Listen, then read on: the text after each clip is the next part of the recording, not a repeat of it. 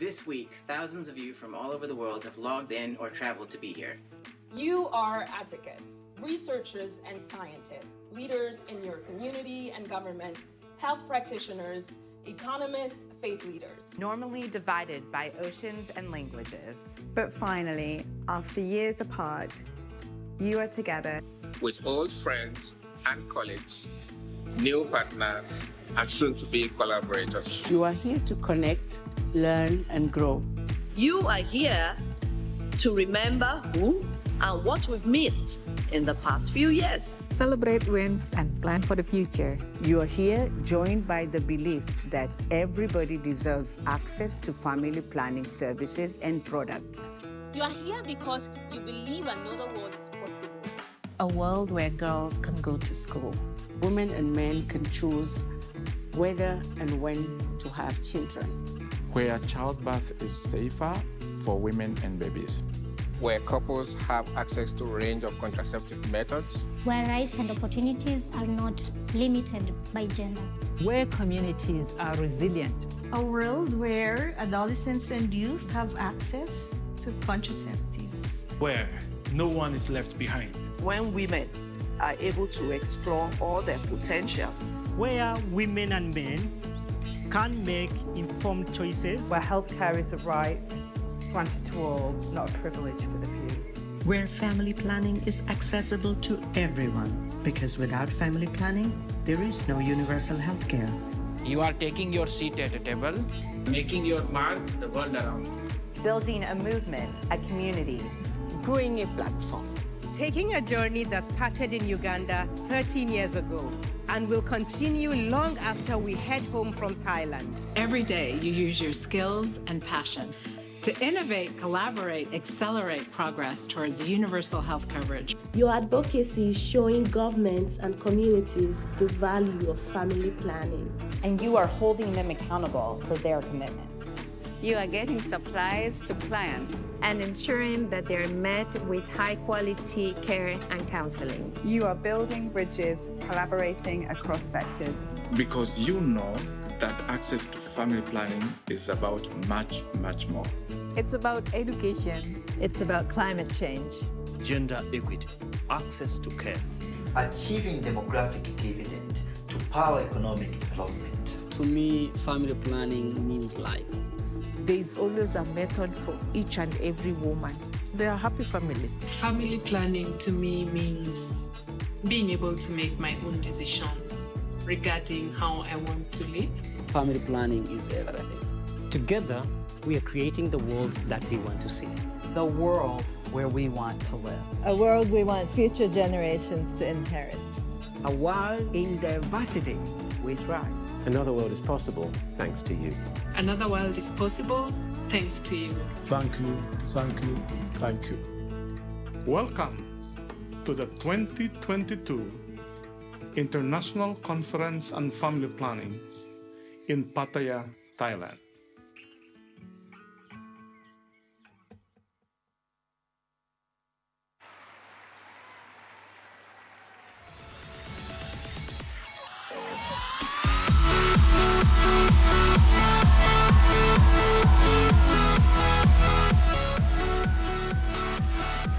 Hello, Thailand, Pattaya City.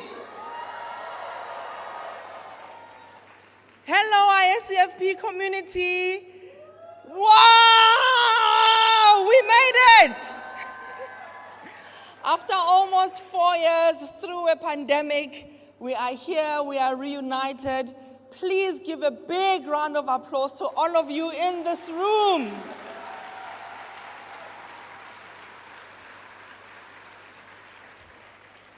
My name is Dr. Tlaleng Mufokeng. I'm from Qwaqwa in the Free State in South Africa. I'm a migrant worker, though, in Johannesburg, and I'm currently the United Nations Special Rapporteur on the right of everyone to the highest attainable standard of physical and mental health. And I'm also a medical doctor who takes care of women and offers gender-affirming care as well as abortions. And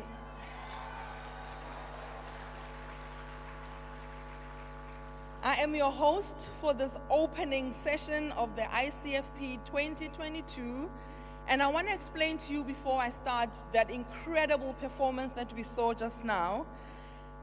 This is an episode from the mass play from the Epic of Ramakan. It depicts the royal battle between Rama and Lakshman on the one side and the Tosca and the demon of King of Lanka on the other. And the short description follows as such. Having scattered monkey warriors out of his path, Tosca confronts Rama and Lakshman and challenges them to individual combat, which the royal brothers accepted without hesitation. Hanuman, the white monkey, also joins in the fray on Rama's side, and so the battle is pursued in earnest, but after a short while, Tosca withdraws and retreats into Lanka with his army of demons. So thank you very much, and a round of applause to the play.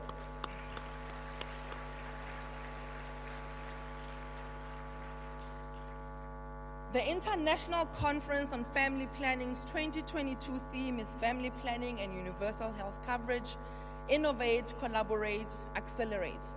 And this underscores our collective principle that family planning should be a core component of universal health coverage. Sexual and reproductive health are integral elements of the right of everyone to the enjoyment of the highest attainable standard of physical and mental health. However, as many of us in this room know, and those people joining us virtually, there are many obstacles that stand between individuals and their enjoyment to sexual and reproductive health rights. ICFP is the world's largest scientific conference on family planning and reproductive health. And you are part of that. We will bring you amazing plenaries, sessions, side events, the Youth Lounge, as well as the ICFP Live, which is an initiative designed to create an on-site and virtual experience for the estimated 50,000 plus community members around the globe virtually. The live stage features short, partner-driven sessions that can be viewed by conference attendees as well as those participating virtually. ICFP 2022 is a strategic benchmark as the community prepares to recommit the goals of universal access by 2030. Now, without wasting any time, I would like to introduce Jose Oyeng Rimon II. We just call him Oyeng. And he is the chair of the International Steering Committee of ICFP. Oyeng is the director of the Bill and Melinda Gates Institute for Population and Reproductive Health at the Johns Hopkins Bloomberg School of Public Health and concurrent principal investigator of the Challenge Initiative. Oyeng is a senior scientist in the faculty of the Department of Population and Family Health. He was also the founding director of the school's Center for Public Health Advocacy. He's also led the policy and advocacy portfolios at the Bill and Melinda Gates Foundation, covering issues such as family planning, maternal, neonatal, as well as child health and nutrition.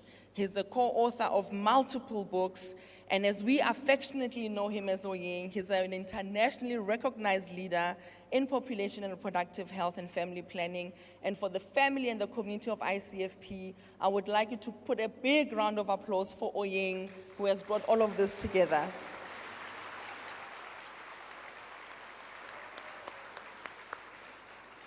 Thank you, Dr. T. Can you hear very well there at the end of the room? Okay? Yes, yeah. Minister Sathit, our host, Vice President Dr. Chiwinga, Vice President of Zimbabwe,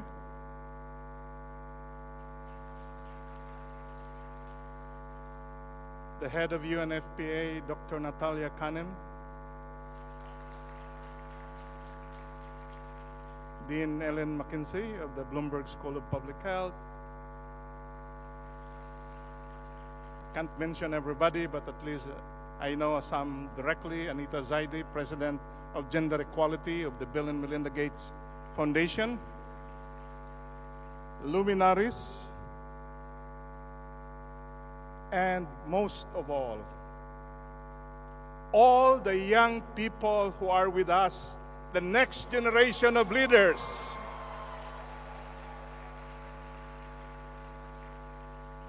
We gather here in the next 4 days around the theme of universal health coverage and family planning. So I have only one message for now, and let me paraphrase one of the greatest investors in my lifetime, Warren Buffett. So I'm paraphrasing here. He has 2 rules in investing. Rule number 1, you cannot invest in UHC without investing in FP. Agree? Rule number 2, always remember rule number 1. Welcome to the 2022 ICFP.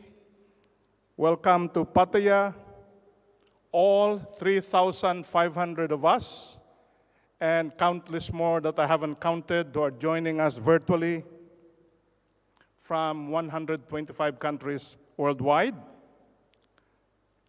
Make your mark. Another world is possible if we bring about universal health coverage with family planning as an essential component. Welcome, everybody, to Pattaya, Thailand.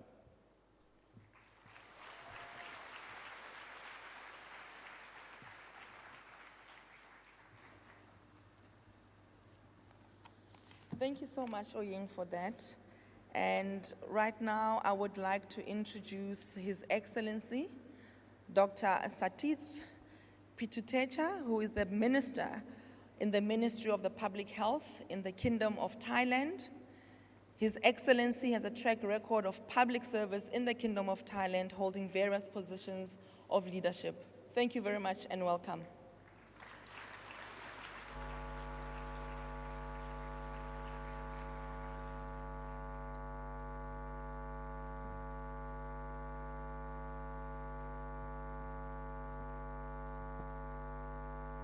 Welcome to Thailand.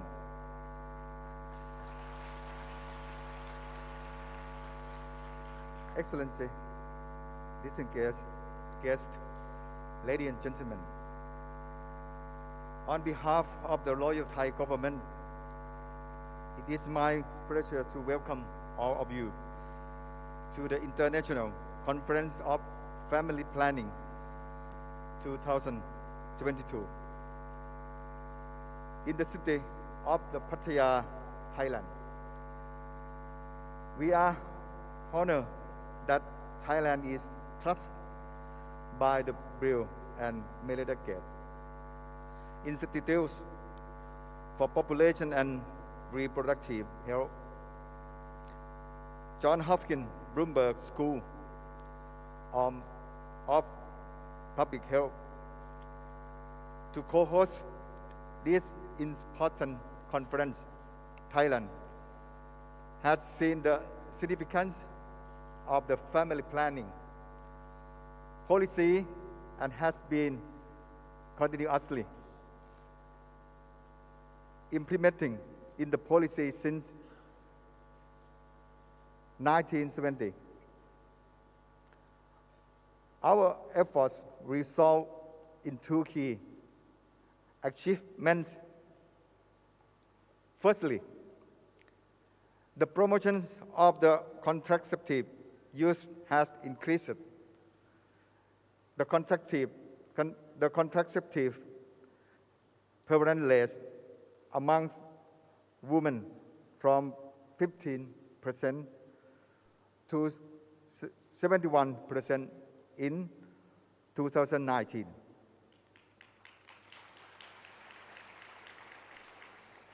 The other achievement is that Thailand has attained the goal to reduce the population growth rate. The total fertility rate has reduced from 6.1 to 1.5.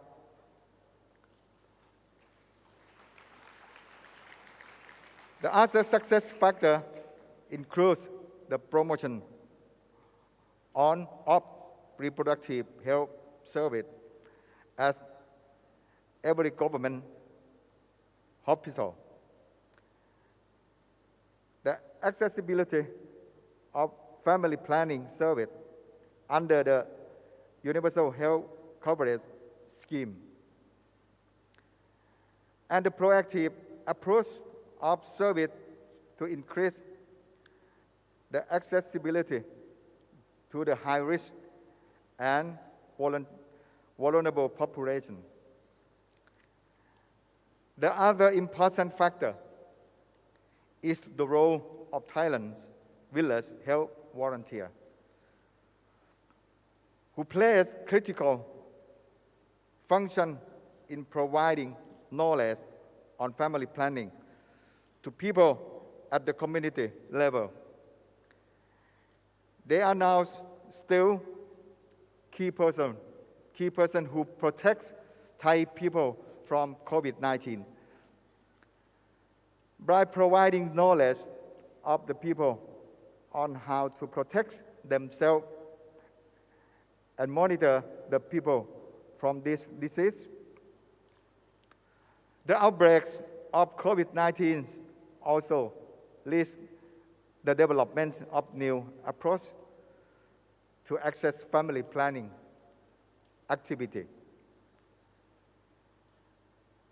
Thailand's family planning policy has evolved from a firstly family planning contraceptive service to improve the quality of life of people. Starting from the planning before marriage, planning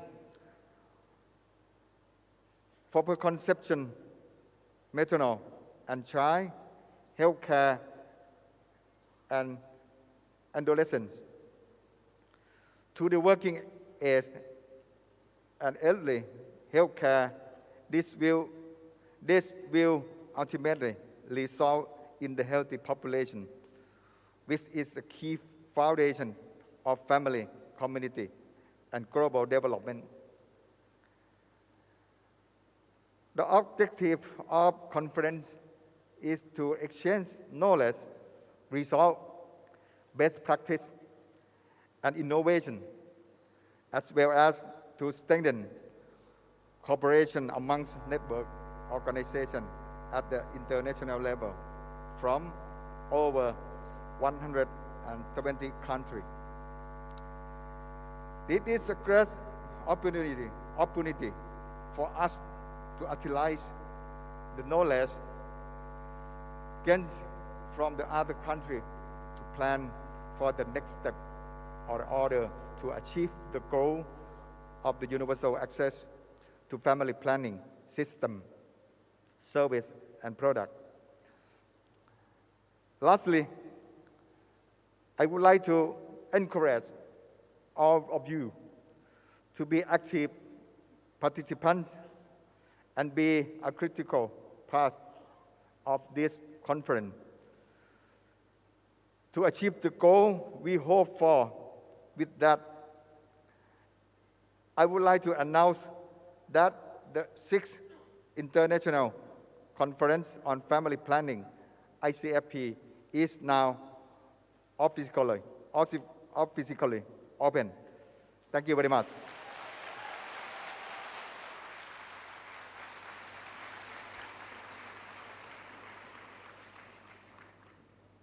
Thank you very much, Minister, for those remarks.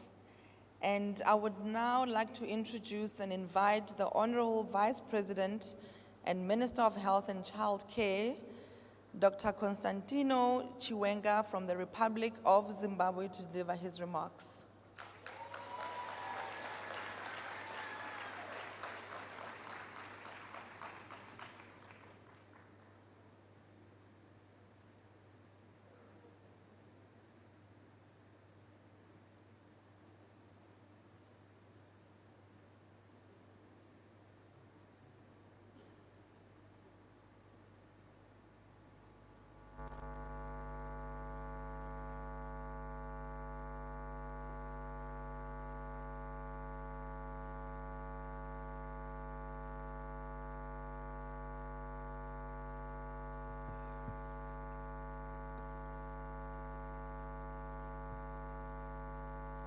Yeah. What a big gathering.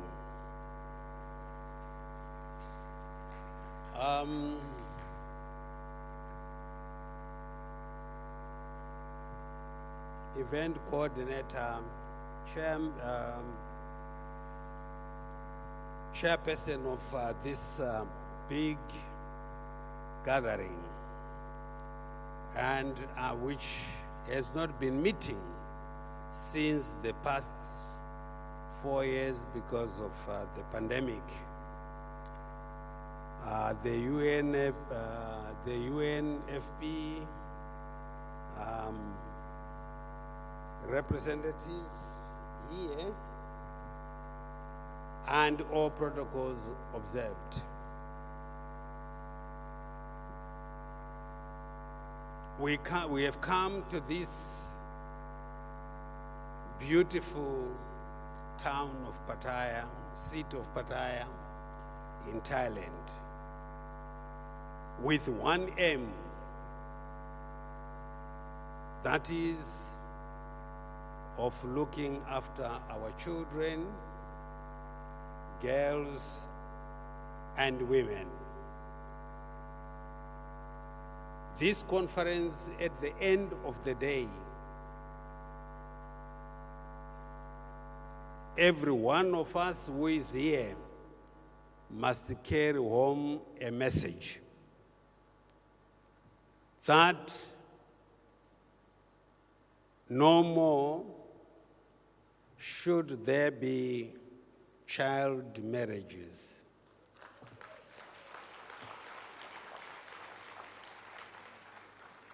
No more should there be gender-based violence.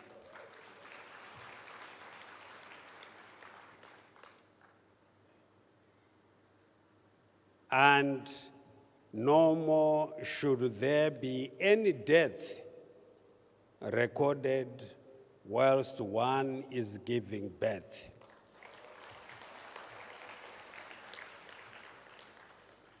And to do this, we all have to carry a message of educating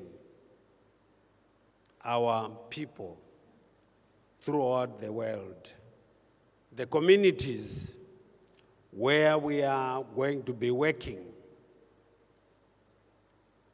on how we should protect our girls and women. But we need also to bring in the boys and men so that this message sinks home. Let me thank the organizers, and more importantly, the minister representing the Royal Kingdom of Thailand for hosting this important conference. We want to thank you, and I think everyone after this conference will take the correct message home. I want to thank you for coming, and the 4 days you are going to be here, make great use of them. I thank you.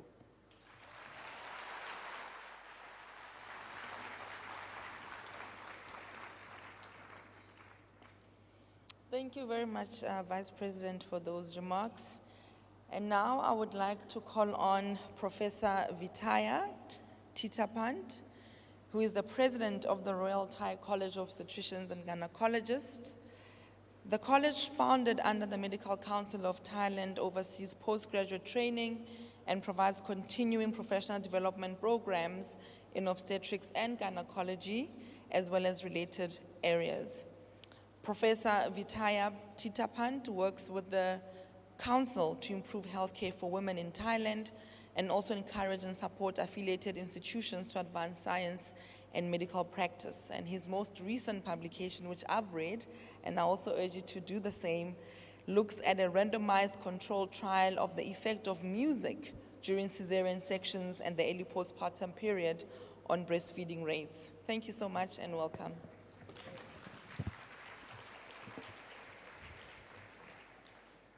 Thank you very much for your invitation.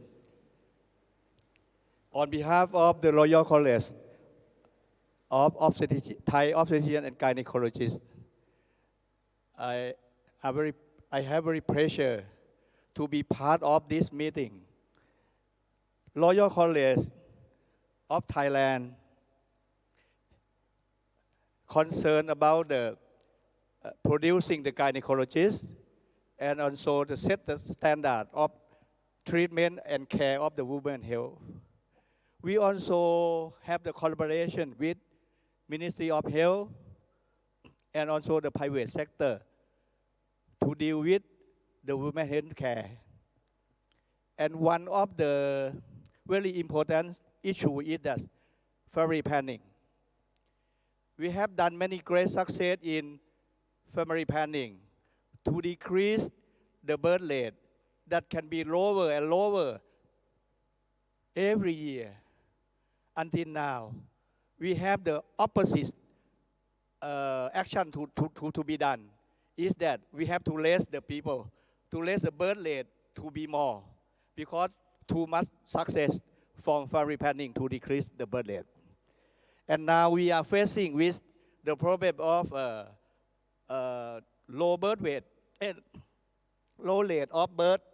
And at the moment, we think that if we do not do anything now, the people in Thailand will decrease from about 60 million to be about 55 million in the next 20 years. So we will do the about the family planning in the other way, is that we will increase the population. For my colleagues, we will deal with the infertility case.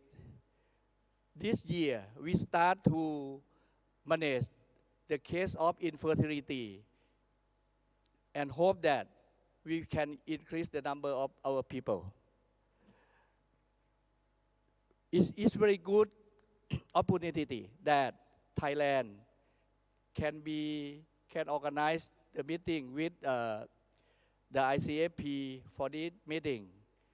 And we hope that in this meeting, you can have a new friend, new connection, and also you can enjoy traveling in Thailand, the land of smile. Thank you.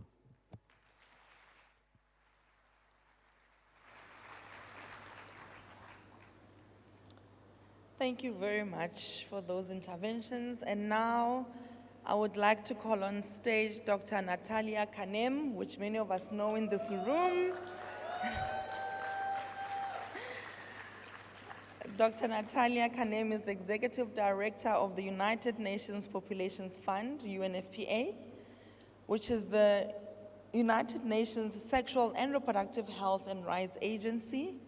She was appointed by the UN Secretary General Antonio Guterres in 2017, and she has helped and pioneered work in women's reproductive health across many regions, including in West Africa, in Asia, in Eastern Europe, in Latin America, and North America.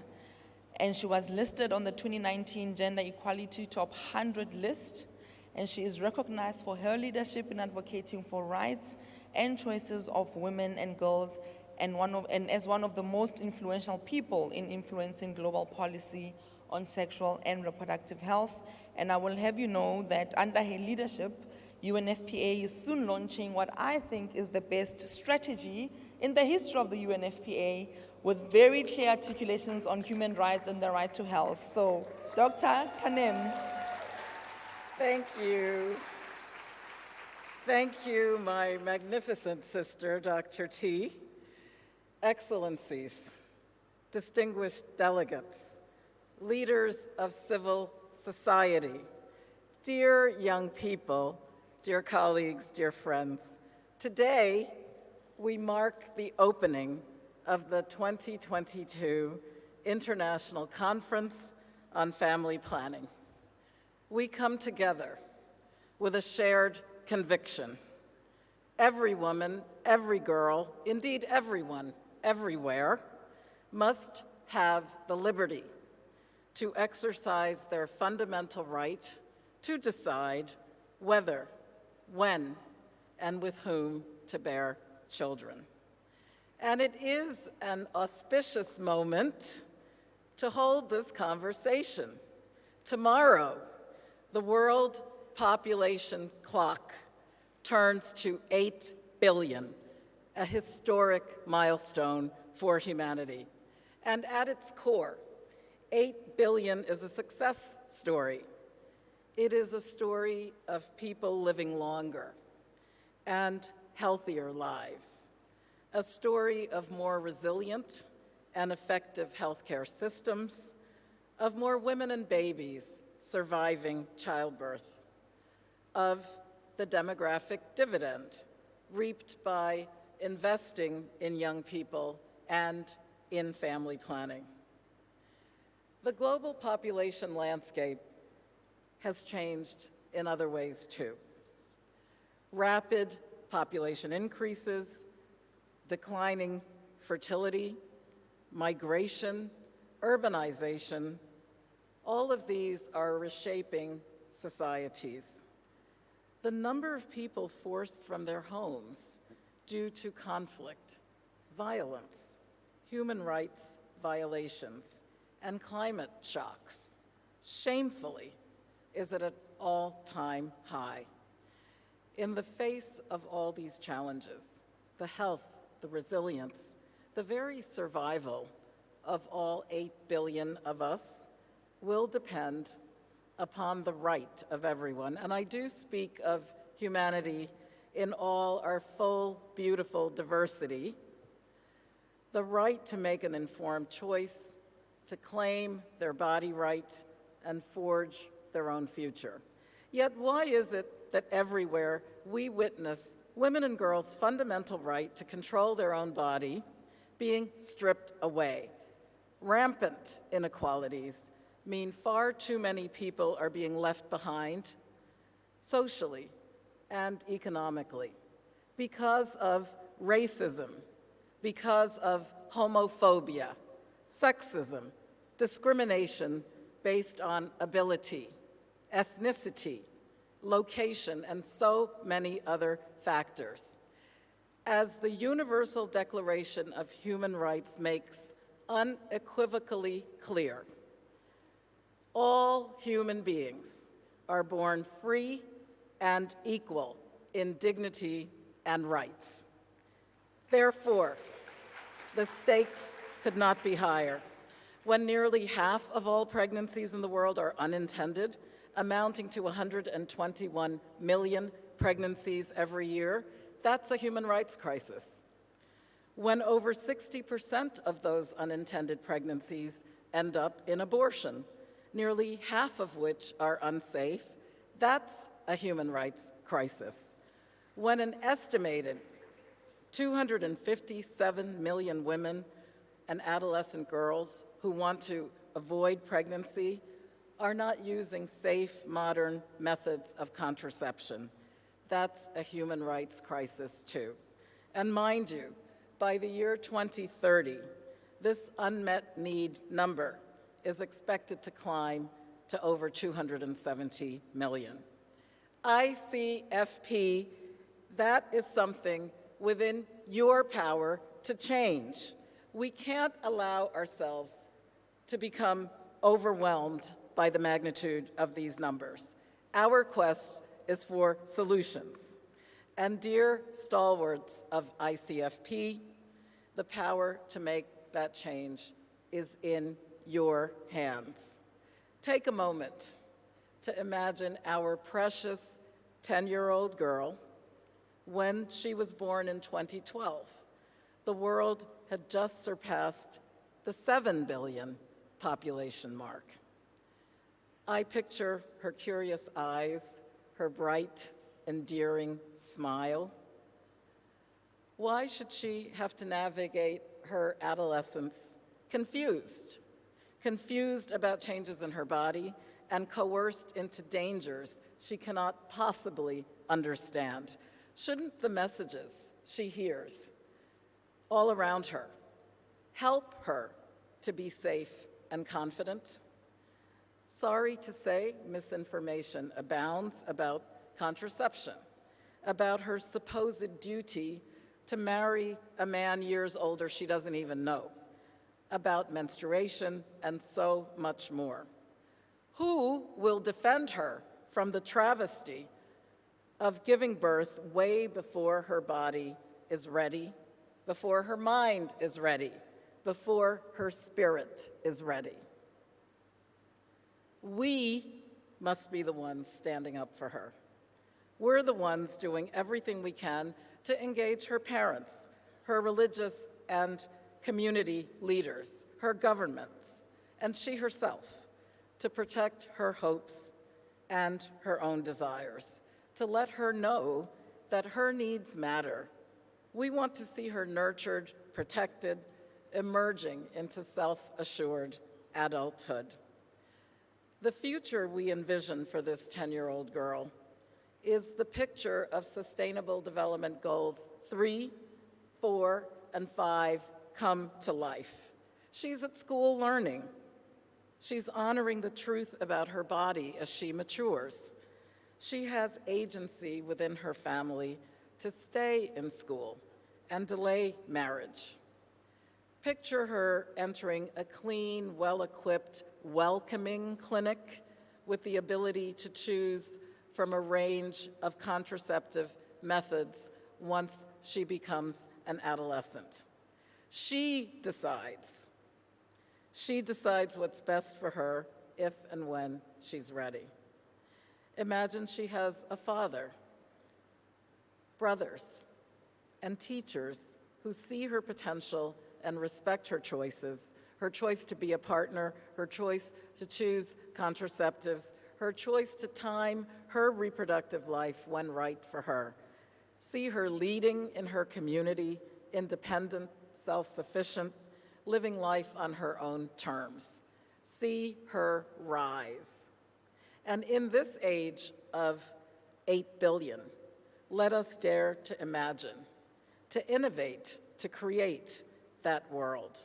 For our part, UNFPA is steadfast in our commitment to realize this vision in partnership with you. I call on all partners, old and new, to join forces. Let us scale up, let us accelerate, and march in unison to assure that our 3 zeros come to fruition.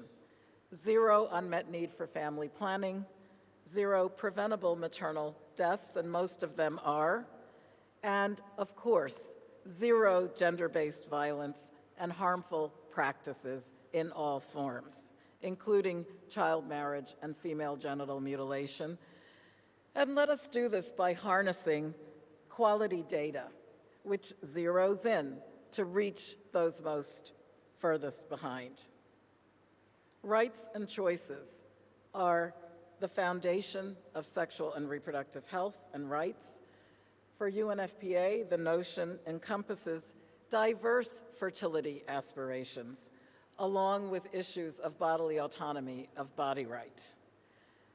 And will men and boys answer that call to be supportive, proactive, respectful partners? Reproductive rights are universal.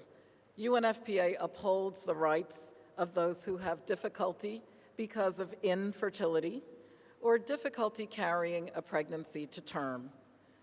Reproductive rights and justice are important for people with disabilities, for ethnic minorities, for LGBTIQ+ people who may identify as non-binary or trans, for example, and for all young people, some of whom may object to the term family planning, knowing they do not want to become parents.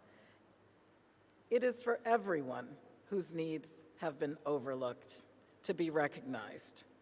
UNFPA's new family planning strategy, which will be launched tomorrow, does just that. It spells out a broad, inclusive approach to contraception, emphasizing gender equality, emphasizing human rights, the needs of adolescents and youth, attaining that last mile, and facilitating sustainable domestic financing, including integration of family planning into primary health care systems and via universal health coverage, our theme here.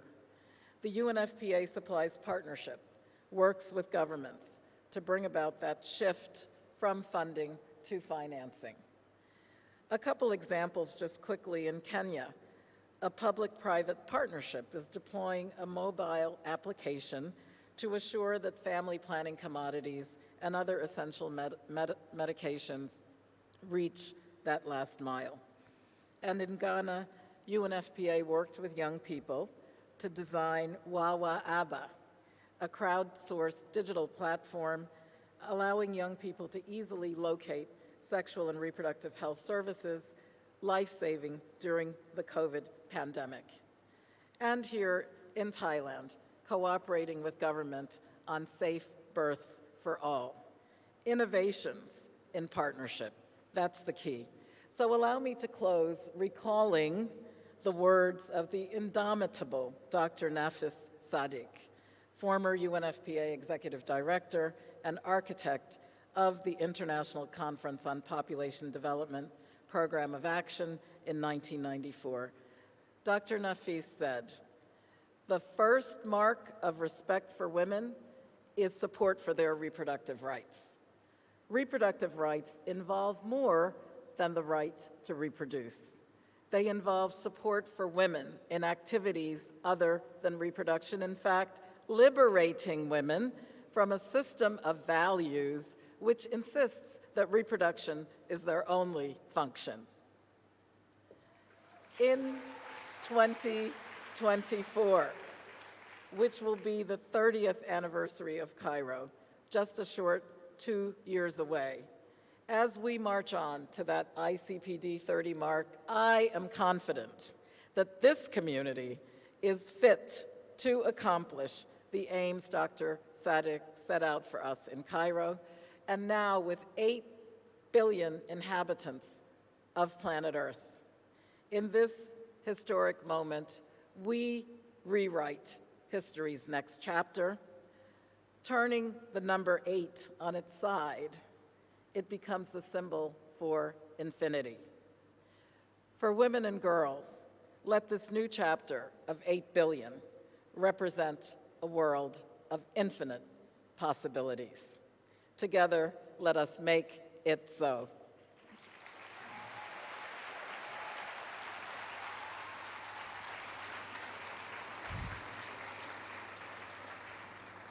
I never lie, folks. And I think all of us tomorrow are attending the UNFPA announcement. That's a doctor's order.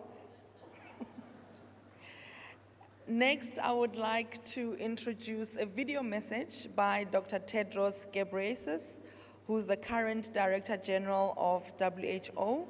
He was recently reappointed at the World Health Assembly in May, and he was, amongst many other things, the first candidate from Africa to be appointed into this role.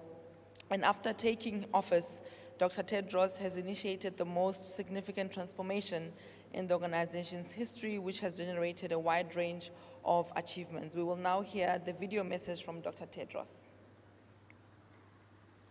Your Excellency Anutin Chanvirakul, Deputy Prime Minister and Minister of Public Health of Thailand, my sister Natalia Kanem, Executive Director of UNFPA, Excellencies, dear colleagues and friends, Sabadika, quality family planning and reproductive health and rights are essential components of universal health coverage and primary health care.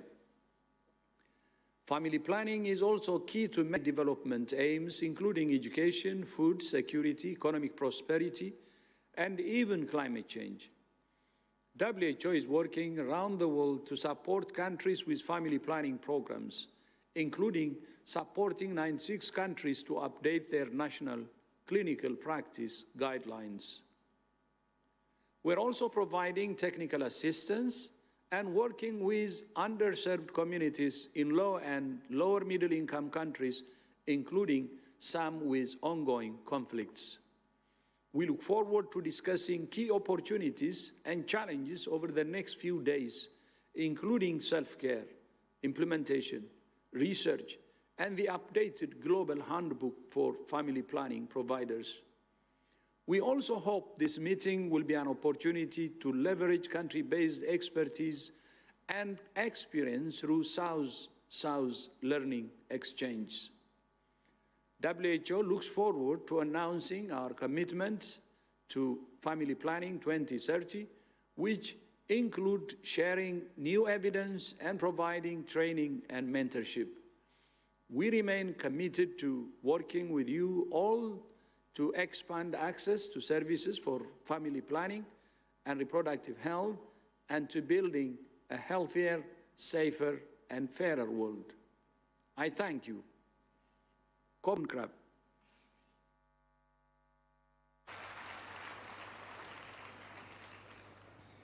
Thank you to Dr. Tedros in his absence. And next, I would like to introduce Dr. Atul Gawande. He's a renowned surgeon, writer, and public health leader. Prior to joining the Biden-Harris administration, he was a practicing general and endocrine surgeon and a professor at Harvard Medical School.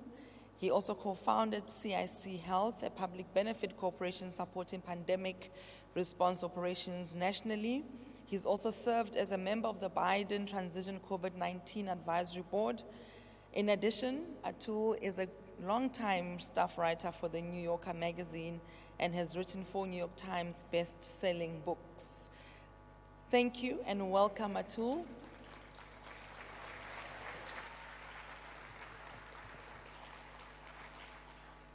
Thank you, Dr. T, for that kind introduction. Thank you to the government of Thailand for hosting us at this conference. And thank you to the ICFP Steering Committee for providing this vital forum for this family planning community. But most of all, thank you to this community. The scale of impact that this community has had takes my breath away. Hundreds of millions of people, hundreds of millions, have had the opportunity to thrive and live better lives today thanks to your dedication to providing family planning and reproductive health services to people everywhere. My agency in the United States that I've gotten to lead this year, the United States Agency for International Development, or USAID, was founded by President John F. Kennedy in 1961. And he did it because he envisioned an agency that would advance America's moral and economic imperative to help build a more peaceful, prosperous, and healthier world. 60 years later, our work in family planning has turned out to be one of the most important ways that we do that.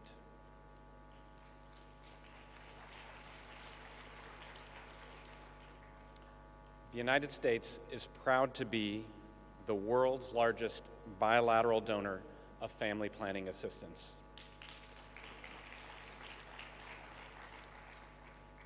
And we've continued to do that no matter what party is in power. It's an American commitment. As a result of our partnerships with many of you here today, women and couples around the world are able to make their own reproductive health decisions, including choosing the number, the timing, and the spacing of their pregnancies. We remain steadfastly committed in the Biden administration to protecting and advancing sexual and reproductive health and rights for all.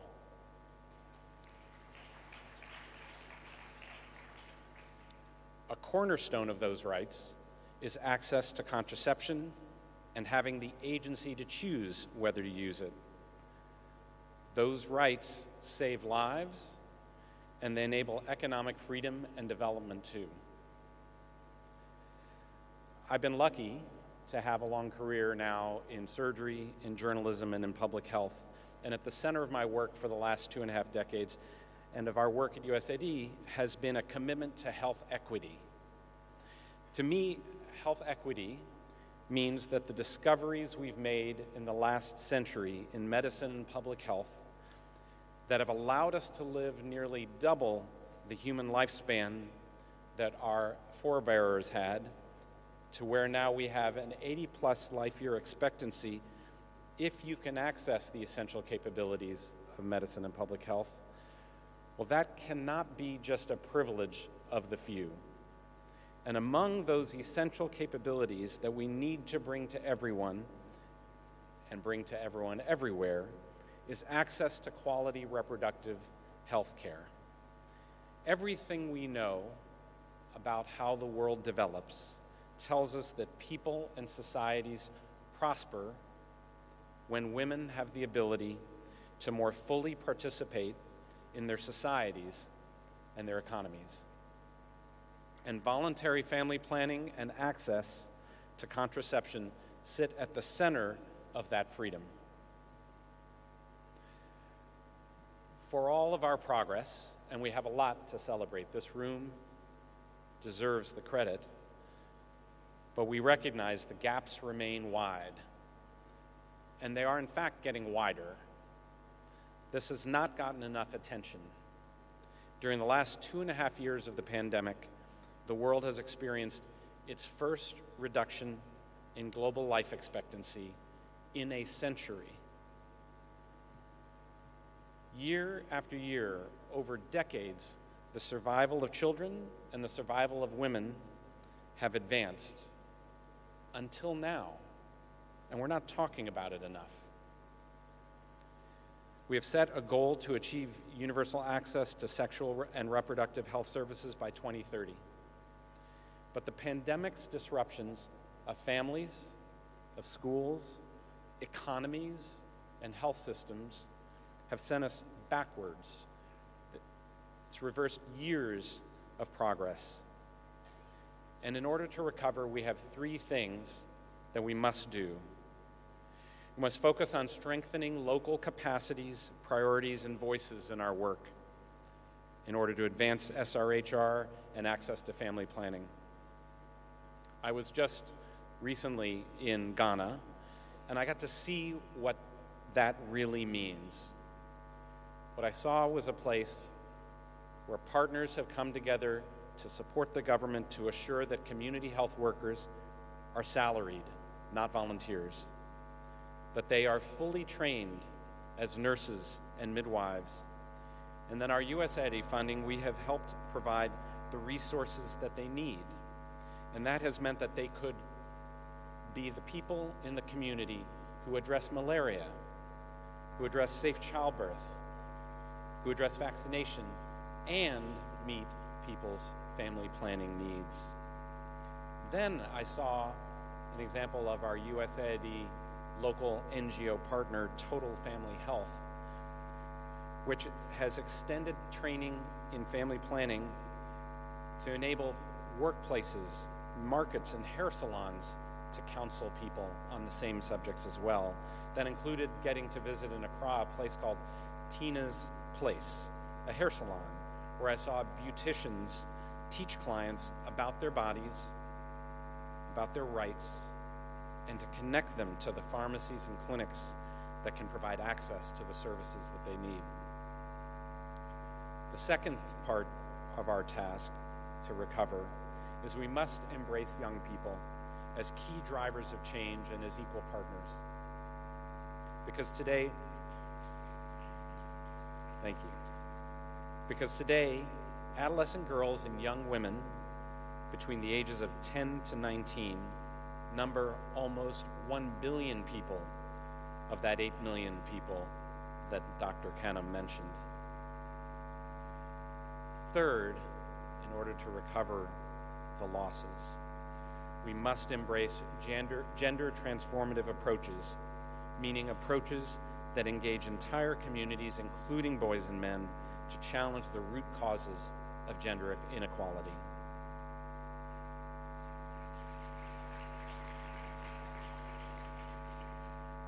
What those 3 components required for success and recovery have in common is partnership.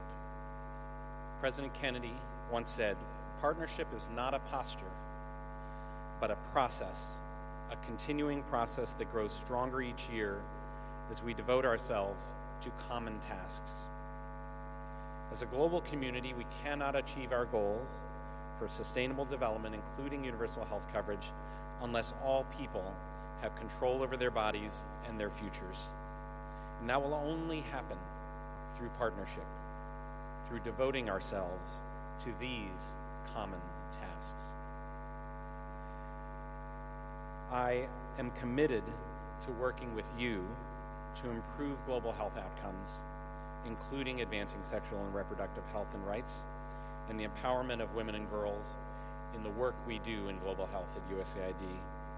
I want to thank all of you for your dedication, and I hope you all come away from this conference re-energized for this vital cause. Thank you.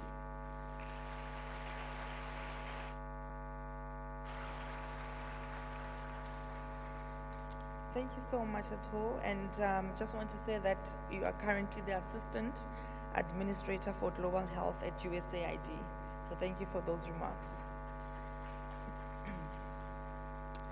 And next, I would like to introduce Alicia Herbert, who received the Order of the British Empire and is the Director of the Education, Gender and Equality Directorate at the Foreign, Commonwealth and Development Office in the UK.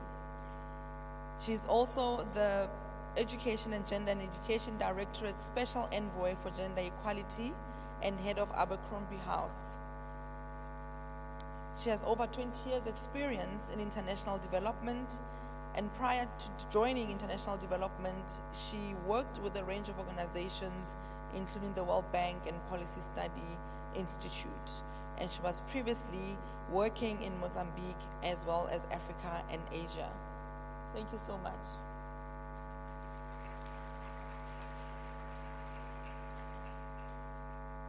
Thank you very much for that introduction, Dr. T. Excellencies, distinguished delegates, youth advocates, colleagues and friends. As the UK's Special Envoy for Gender Equality, it is an honour and a pleasure to join you today. Universal, comprehensive sexual and reproductive health and rights are at the heart of achieving our shared commitment to a gender-equal world. A world where all women and girls have agency over their own lives and futures, control over their bodies, and are able to make informed choices about having sex and having children. Voluntary family planning, with women's rights at its centre, and a strong focus on ensuring that no one is left behind, underpins the UK's approach. It is now my pleasure, I'm very pleased now to hand over to a long-standing champion of this critical agenda, Andrew Mitchell MP, the UK's International Development Minister. Thank you.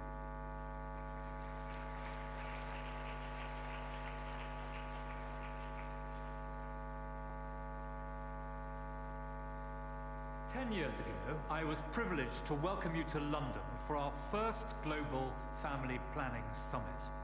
I'm very proud of the legacy of that event and the difference our work has made to the lives of people around the world, especially women and girls. Back then, family planning was a neglected issue.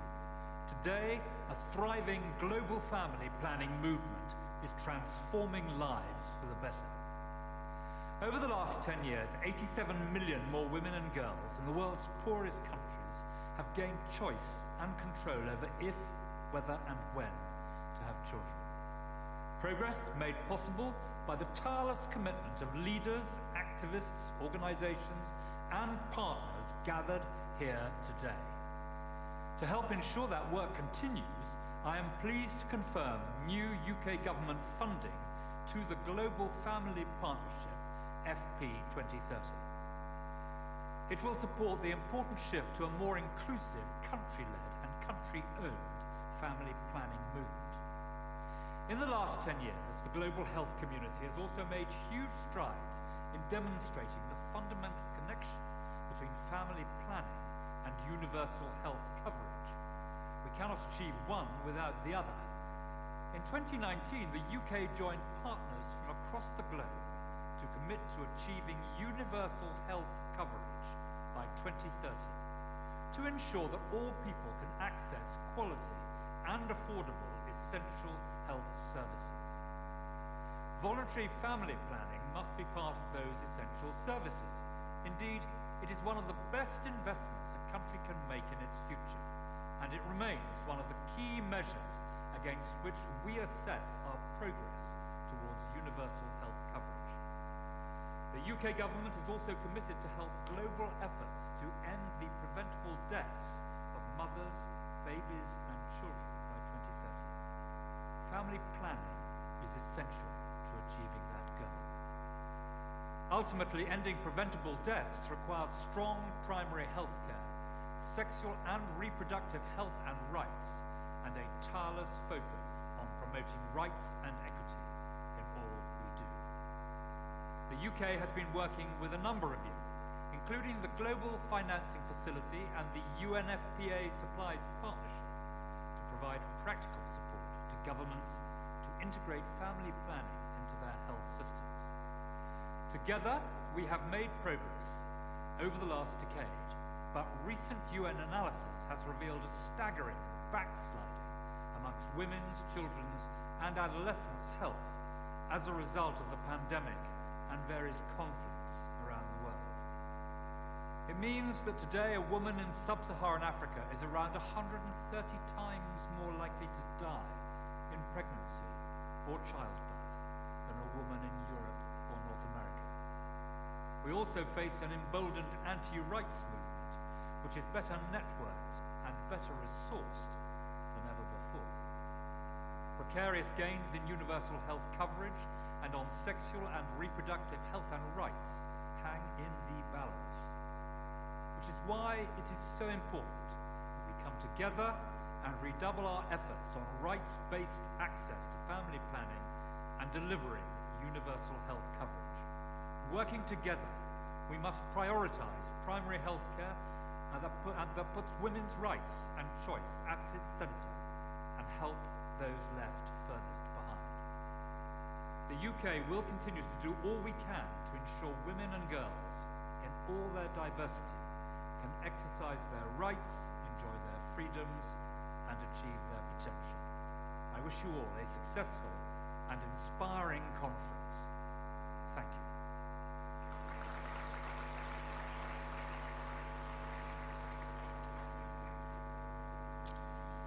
Thank you very much for those addresses. And now I would like to introduce to you the next video that we're going to see.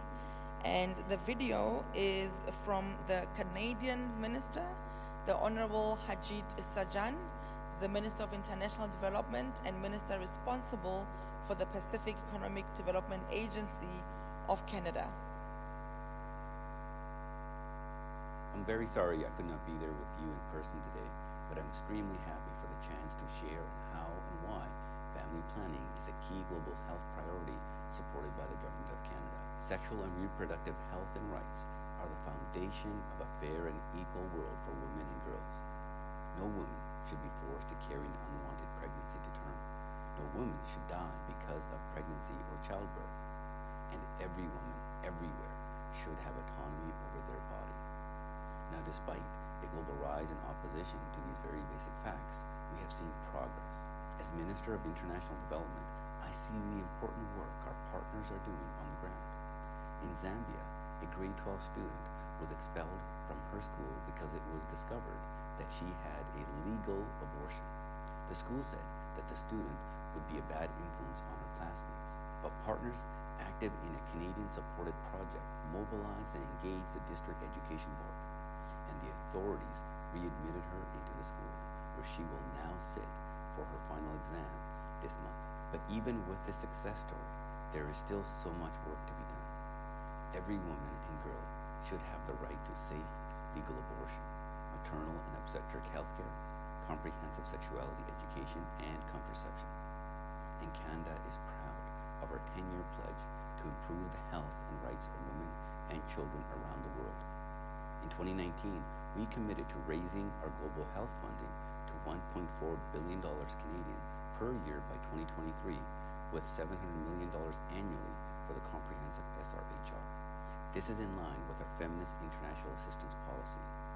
As a proud She Decides champion, I I want to amplify the voices of women's rights leaders, organizations, and activists. We must listen to those voices that are not always heard and push to ensure that they are at the table when decisions are being made. As a man, I see this as essential.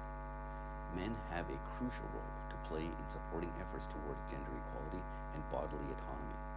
But we also need the political will to overcome misinformation, resistance, and unnecessary politicalization. All of us play a role in ensuring that we keep this momentum going. We must innovate, collaborate, and accelerate access to comprehensive SRHR services around the world, and particularly for the neglected areas of SRHR. Together, let's build a world where women and girls in all their diversity are able to control their own lives, bodies, and futures. Thank you. Merci beaucoup.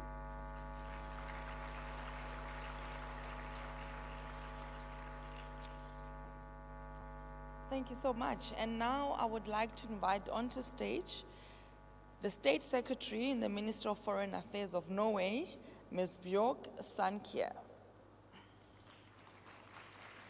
Ms. Sandkjær has a broad background in international development, particularly in the fields of global health, human rights, and aid effectiveness. Prior to her current position, she served as the Deputy Leader of the Standing Committee on Health and Welfare of the Oslo City Council. She has more than 20 years of experience working in the areas of global health and human rights, and has held positions in the Norwegian Agency for Development Cooperation. Welcome and thank you so much. Thank you, Dr. T. And esteemed excellencies, partners, and dear friends, it's great to see you all, and it's great to be together here in beautiful Pattaya. And I'm honored to say a few words at the opening of our International Conference on Family Planning 2022, because this conference comes at such an important time, and we are discussing such important topics and issues. As we are gathered here, women's rights and people's rights to decide over our own bodies is under increasing threat globally.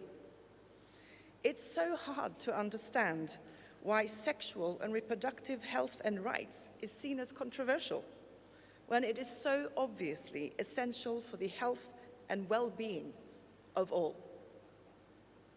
We know that mobilization against sexual and reproductive health and rights has become better coordinated, better prepared, and their financial muscles are stronger than ever. That means, friends, we are confronted with well-organized and powerful forces in the anti-rights movement. And that's why it's so important that we are here together to forge those important partnerships at the global level, but all those partnerships in the different contexts where we all operate, to push back against the pushback. We will work together to defend established norms and universal rights. And I commit that Norway will continue to promote universal access to sexual and reproductive health and rights for all, including girls and boys, young people, the LGBTIQ+ community, and marginalized groups. Now, looking back to the ICPD Plus 25 celebration in Nairobi in 2019, Norway committed to remain a global champion of sexual and reproductive health and rights, both politically and financially. We committed to invest 10.4 billion Norwegian kroner in SRHR, as well as efforts against harmful practices in the years 2020 to 2025. So fulfilling this pledge is a priority for my government, but we also know that we need to up our game.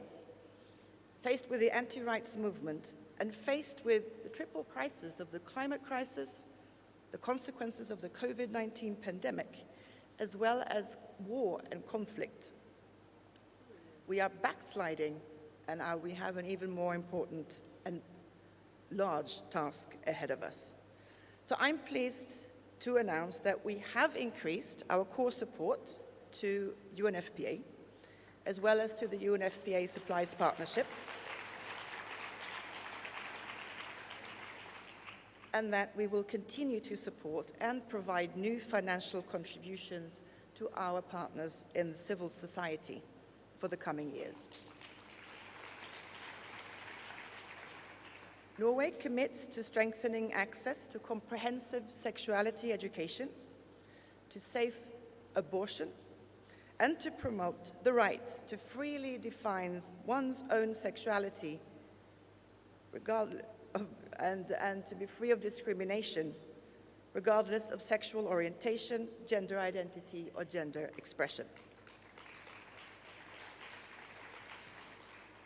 The topic for our meeting these days is family planning, but linked to universal health coverage. Now, Norway has for a long time made substantial investments in global health. And we also commit now to ensure that sexual and reproductive health services are integrated into those global health and local and national health efforts to achieve our goal of universal health coverage. We also support global initiatives such as the World Health Organization's triple billion targets and the Global Financing Facility's SRHR Acceleration Plan. So I would like to leave you hopefully assured that Norway will remain a committed partner in securing universal access to sexual and reproductive health and rights for all. I look forward to fruitful and interesting discussions with all of you over the next few days, because united, we can ensure access to sexual and reproductive health and rights for everyone, everywhere. Thank you.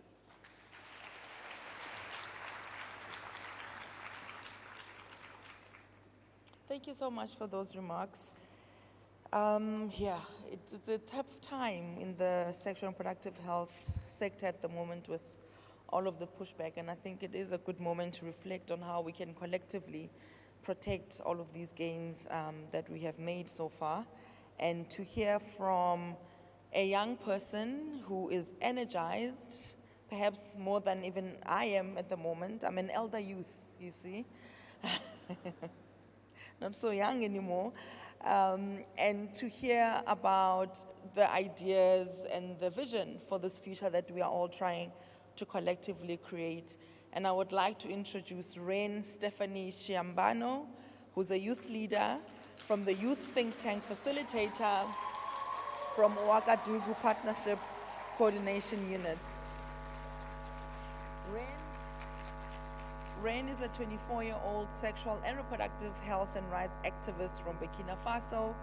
She currently serves as the youth lead at Ouagadougou Partnership Coordination Unit. Her commitment to sexual and reproductive health rights is rooted in a desire to impact and contribute to the quality of life of young people through advocacy in Francophone West Africa. Congratulations for being a trailblazer, and the stage is yours.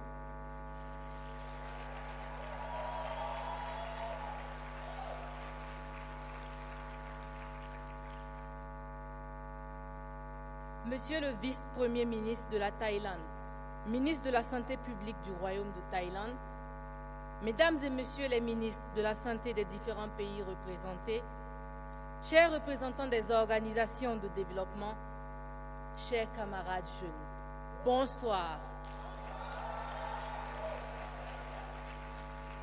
Quelle joie, oui, quelle joie d'être parmi vous cet après-midi. C'est un honneur d'être devant vous, grand et fervent défenseur des droits en santé reproductive et planification familiale. C'est d'autant plus un immense honneur que d'être au milieu de vous, chers délégués et activistes jeunes, pour qu'ensemble, nous portions la voix de ces 1,8 milliard de jeunes dans le monde que nous représentons ce soir. Oui, 1,8 milliard. Je suis encore plus émue, car je suis du Burkina Faso, un pays d'Afrique de l'Ouest, francophone. Et c'est la première fois qu'en tant que jeunes issus de cette région, nous avons l'opportunité de prendre la parole dans une instance aussi importante que la conférence internationale pour la planification familiale. Mesdames et messieurs, chers camarades jeunes, savez-vous que pour chaque femme qui meurt, il y a environ 30 autres qui souffrent d'infirmité? Savez-vous que ces taux de mortalité et de morbidité entraînent en Afrique de l'Ouest francophone près de 5 milliards de dollars de perte de productivité? Savez-vous que cette situation est d'autant plus criarde chez les adolescents et jeunes? Je pense que oui, vous le savez. Selon l'Organisation mondiale de la santé, investir dans la santé des adolescents et jeunes permet de prévenir 1,4 million de décès dans le monde qui, chaque année, sont provoqués par le VIH ou les conséquences d'une grossesse. Mes expériences, vécues à travers mon engagement pour la santé reproductive et la planification familiale, me permettent d'affirmer qu'investir dans la santé des adolescents et jeunes est porteur de beaucoup d'espoir. Mes interactions avec mes pairs jeunes m'ont appris que mettre à leur disposition des informations fiables et de qualité, des services adaptés à leurs besoins, leur permettent de faire des choix éclairés liés à leur santé, mais plus généralement de préparer sereinement leur avenir. Cependant, depuis quelques années, le monde de la santé reproductive et de la planification familiale en Afrique est émaillé par de nombreux défis, comme les crises sécuritaires, politiques, climatiques et sanitaires, qui gangrènent la lutte et les efforts que nous, acteurs et actrices de ce domaine, fournissons. La région Afrique n'est pas une exception, non. Plusieurs régions traversent des crises tout autant importantes les unes que les autres. Nous sommes tous témoins des ravages des pandémies dans nos communautés, virus à Ebola et plus récemment la COVID-19. Des actions sont menées pour faire face à ces défis et à chacune des étapes, la jeunesse doit demeurer un maillon important à explorer et à exploiter afin d'amplifier la résilience et le combat pour l'accès à la planification familiale. Car même en situation de crise humanitaire, la planification familiale reste et demeure un droit.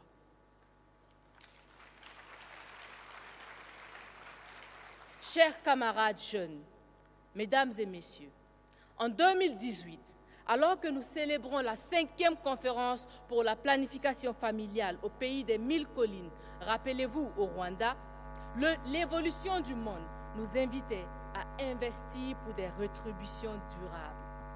Investir dans la planification familiale pour un développement socio-économique durable. Aujourd'hui, plus que jamais, le monde nous invite à l'innovation, à la collaboration et à l'accélération. Ces 3 mots-clés qui nous réunissent aujourd'hui ne sont pas le fruit d'un hasard.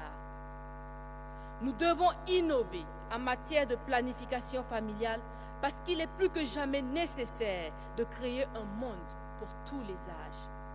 Un monde dans lequel tous les individus, notamment les adolescents et jeunes, jouissent pleinement de leurs droits sexuels et reproductifs sans discrimination et en toute responsabilité.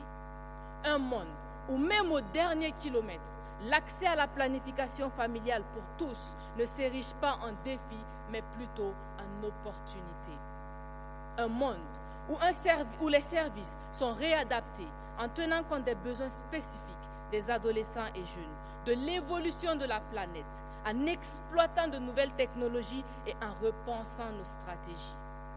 Nous devons collaborer, car chaque individu, de la base au plus haut sommet de la pyramide, a quelque chose à offrir, d'autant plus les jeunes. Parce que le monde est jeune et qu'une jeunesse bien outillée est capable de grandes réalisations.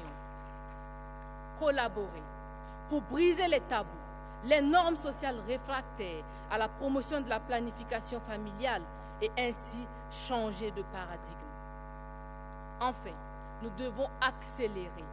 Accélérer pour que la planification familiale ne soit plus un obstacle, mais devienne, comme le spécifie la vision globale du partenariat de Ouagadougou, un catalyseur d'un développement durable pour tous et toutes. Dear fellow youth, ladies and gentlemen, we will be accountable in 2030, target date for the Sustainable Development Goals. If we want to see a positive outcome in terms of the well-being of our population, including adolescents and youth, family planning must remain one of the fundamental levers to be pushed. Nous devons continuellement innover, collaborer et accélérer ensemble en mettant les jeunes à l'épicentre de toutes les stratégies. En matière de promotion des droits sexuels et reproductifs et planification familiale, les jeunes sont une force positive pour un changement et un développement durable dans le monde. Car avec eux, rien, mais absolument rien n'est difficile. We shouted it in 2018. We shout it again. We are not only the future. We are the present and the future.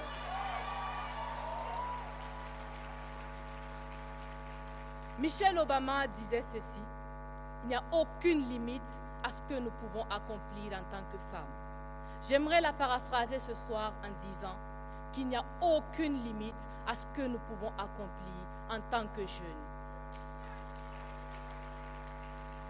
Vive la jeunesse, vive la promotion de la santé reproductive, vive la promotion de la planification familiale. Je vous remercie.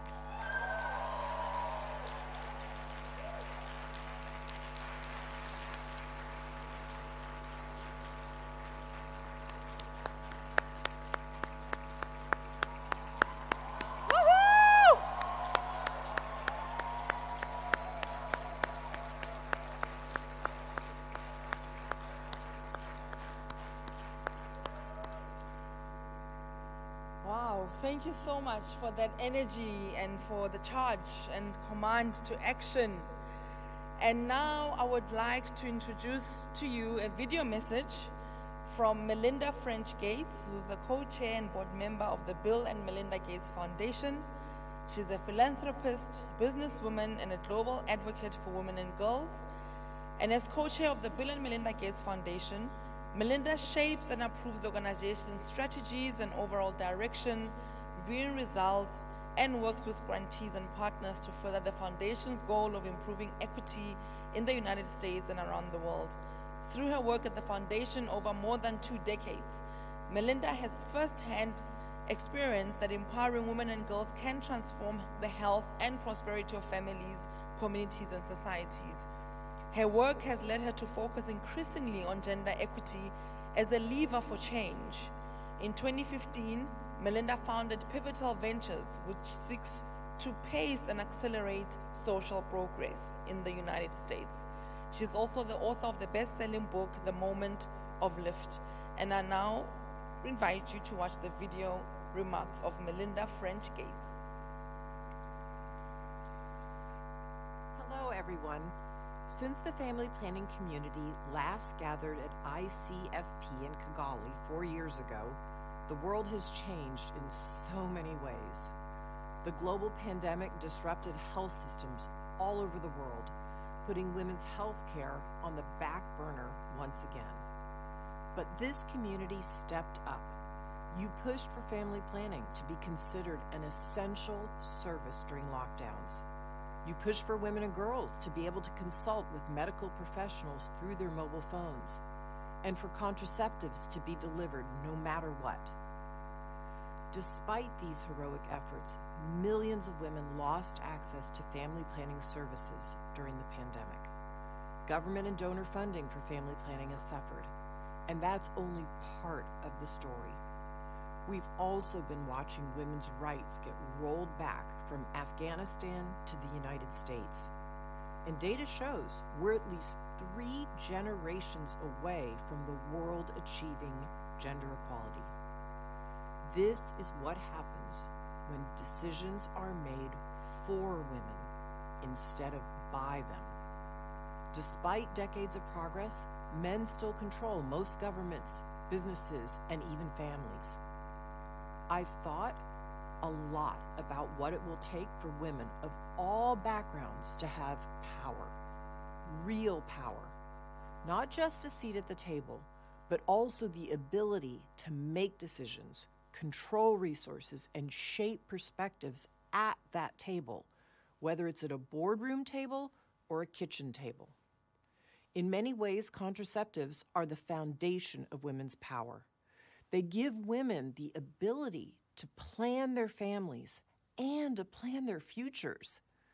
I'll always remember a conversation I had years ago in Nairobi with a young mother named Mary Ann.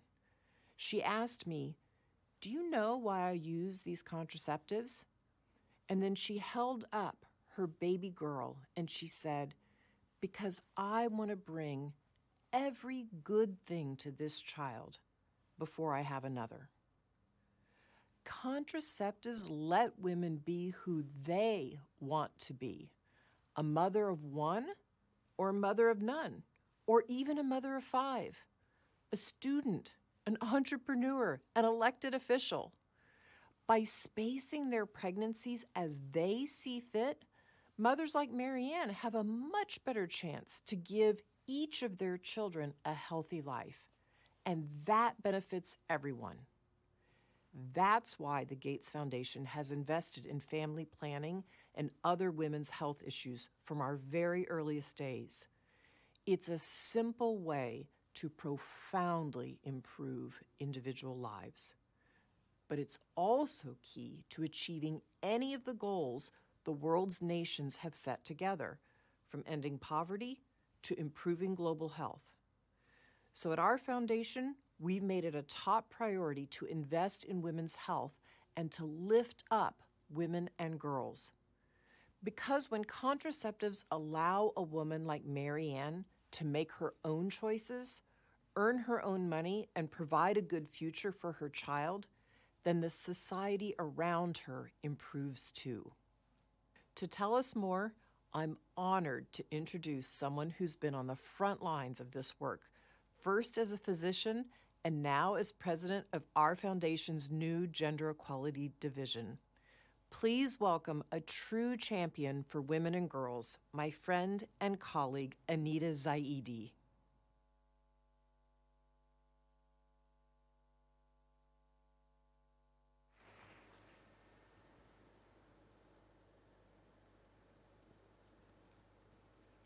Hello, everyone. What a thrill it is to be here at ICFP among so many family planning champions and experts in this lovely environment of Pattaya. As Melinda said, I lead the Foundation's Gender Equality Division.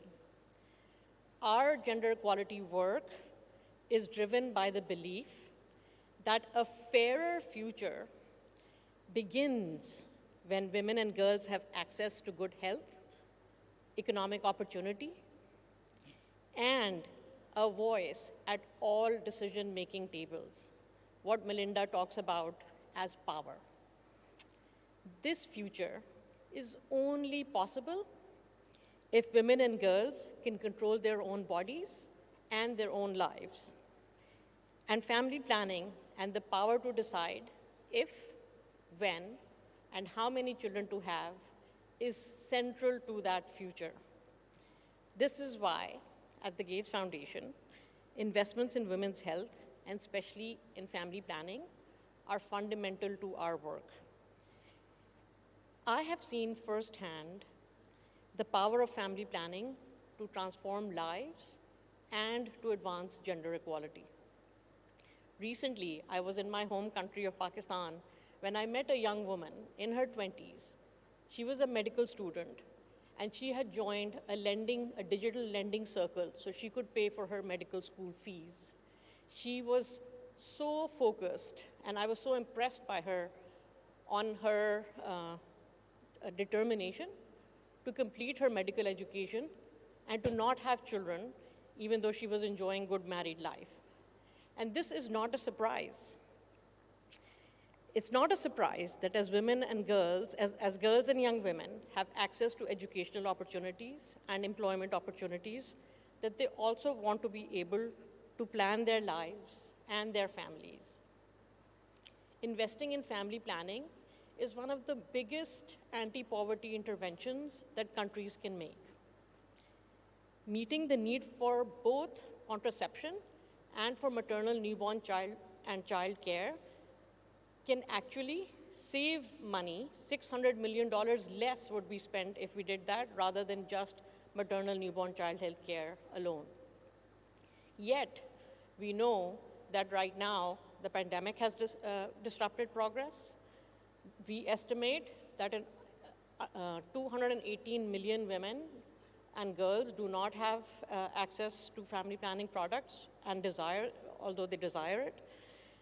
Why is this? Why are there so many women, millions of women with unmet need? Well, the barriers are complex, but I believe that a fundamental issue is that our health programs and our health systems are not designed with women in mind. Why is it that our health systems, a woman has to seek antenatal care at one clinic, immunizations for her children at another clinic, and family planning at another place? Why is it that family planning is not integrated in primary health care and universal health care everywhere? This is a fundamental right that we need to address.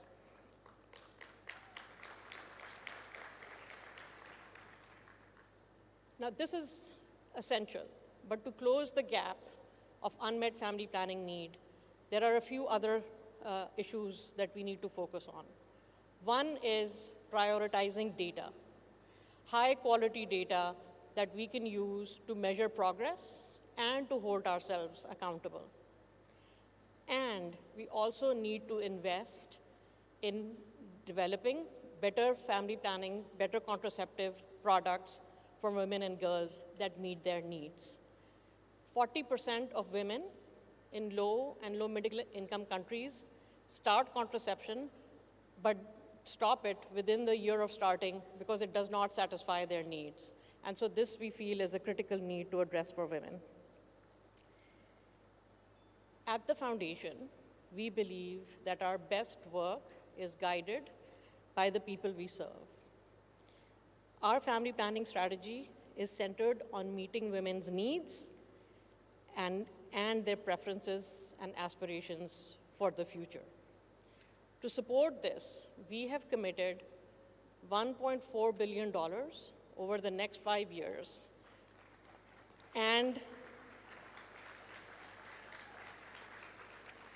I want to remind you that this is, the Gates Foundation has invested in family planning from its very earliest days.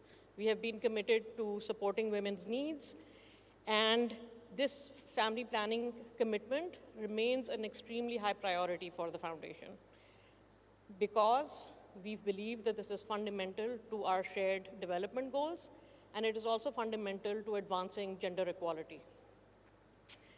ICFP is happening at such a pivotal moment. You heard about backlash. That backlash against women's lives, against women's rights, is real. In the US and around the world, we have seen what anti-rights community, which is small but very vocal and very coordinated, can do. And so the global family planning movement is more important than ever. And it's so heartening to see all of you here today. I know this audience's, your commitment to increasing family planning access is steadfast. We must work together, building on our different strengths. We have government leaders here who can insist on prioritizing family planning within health systems. Young people are here. You just heard the lovely Rene give a passionate speech about family planning in Burkina Faso. So young people advocating for policies to support family planning and bringing energy to this movement. Private sector allies who can leverage their experience at R&D to have more contraceptive products that meet women's needs. Advocates researchers, and civil society leaders who have and bring invaluable expertise and their tireless dedication to this cause, and donors who are committed to increasing access to family planning. We all share a vision for a more equal world and a belief that every woman should be able to enjoy good health, make her own choices, earn her own money, and be leaders in their societies. And ladies and gentlemen, this starts with ensuring that every girl and woman has autonomy over her health, her body, and her future. Thank you.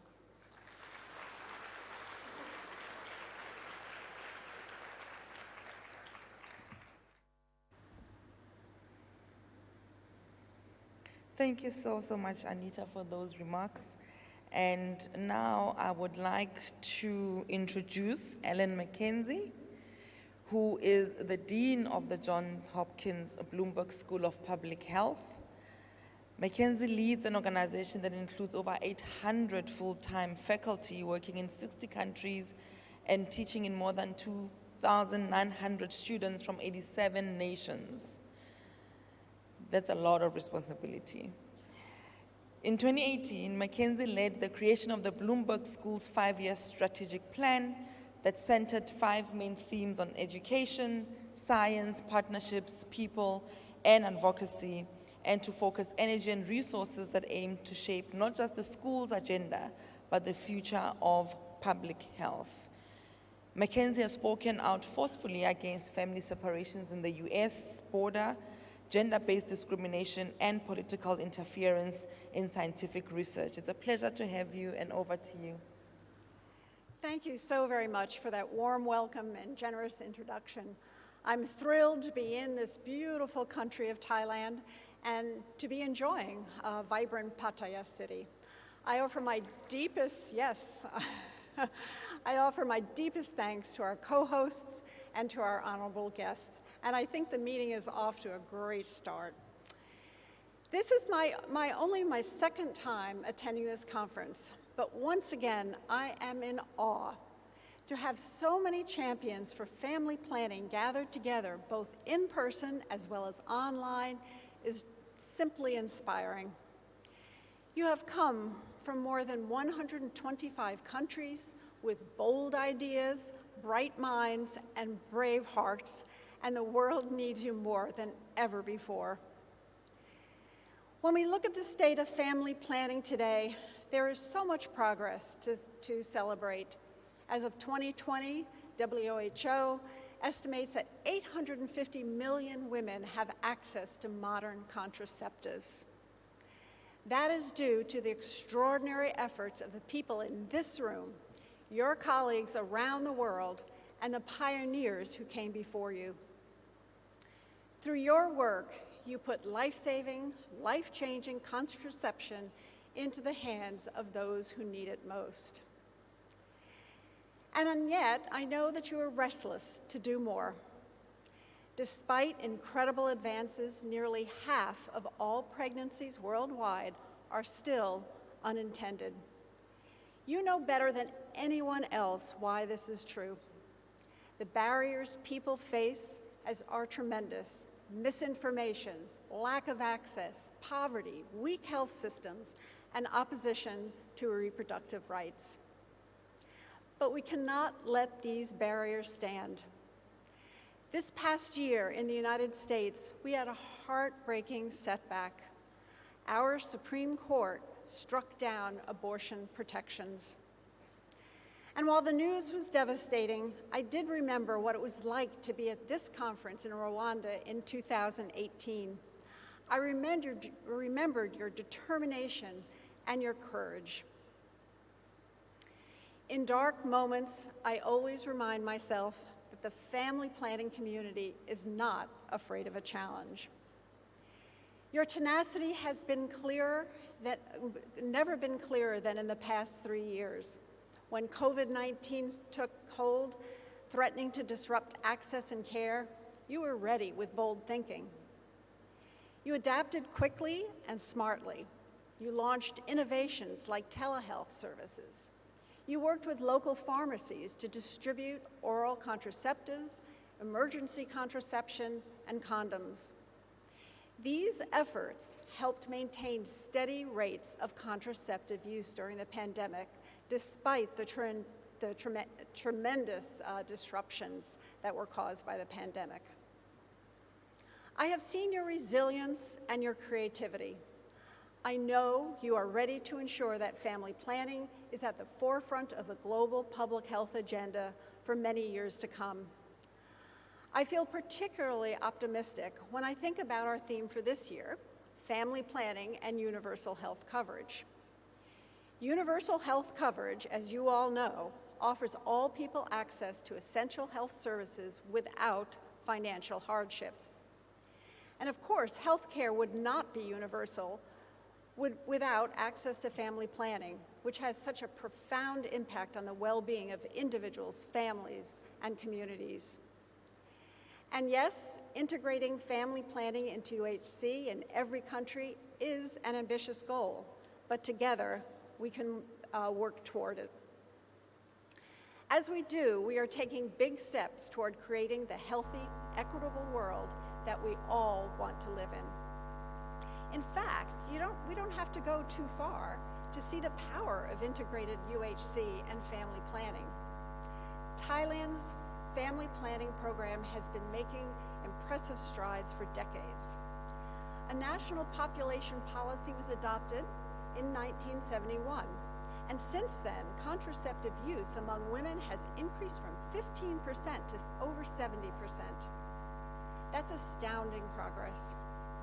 Thailand achieved this through partnerships with local organizations, political will, and a brilliantly designed family planning program.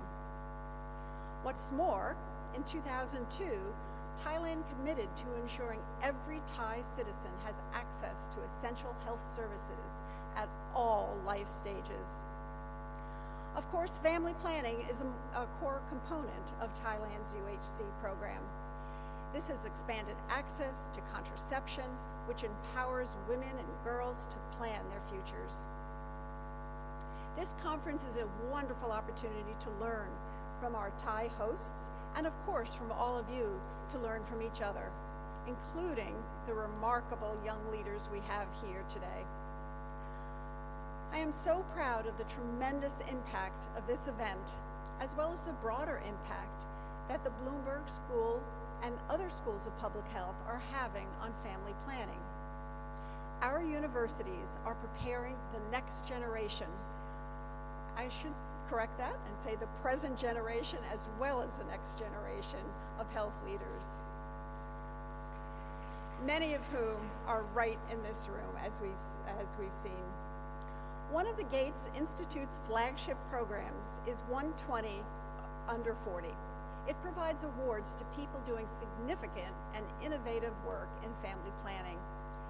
We are thrilled to have this new generation of leaders at this very conference.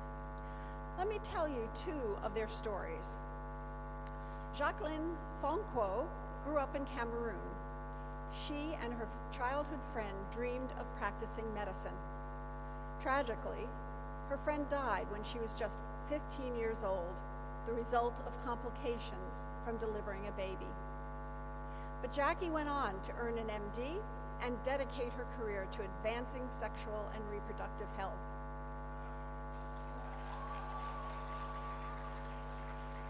Known to many as Dr. Jackie, by 2019, she had empowered 15 nurses at her health facility to join her as family planning educators and advocates.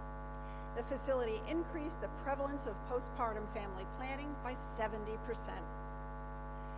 Dr. Jackie is also the founder of a youth-led NGO called Youth to Youth, which has taught thousands of young people about family planning. Since 2017, with her blend of clinical as well as public health practice, she has impacted over 3,000 young people by sharing knowledge on sexual and reproductive health. And Jackie has continued to widen her impact, even more so by creating Nang, Cameroon's first mobile app that delivers information and services on sexual and reproductive health to young people. Now another 120 under 40 leader is Mohammed Tajid Haider Tolrat Sikdar, who has spent his entire life in a Rohingya refugee camp in Bangladesh. He has seen women and girls suffer terribly from unaddressed issues with sexual and reproductive health. To fight back, he created Life Beyond the Border. This project empowers adolescent Rohingya refugees to break the social taboo and create awareness of menstrual hygiene, early forced marriage, and sex education. He has worked with thousands of young people, as well as adults, training them to be educators and advocates. Together, they have reported and stopped dozens of child marriages and helped fellow refugees access family plannings at 30 different clinics.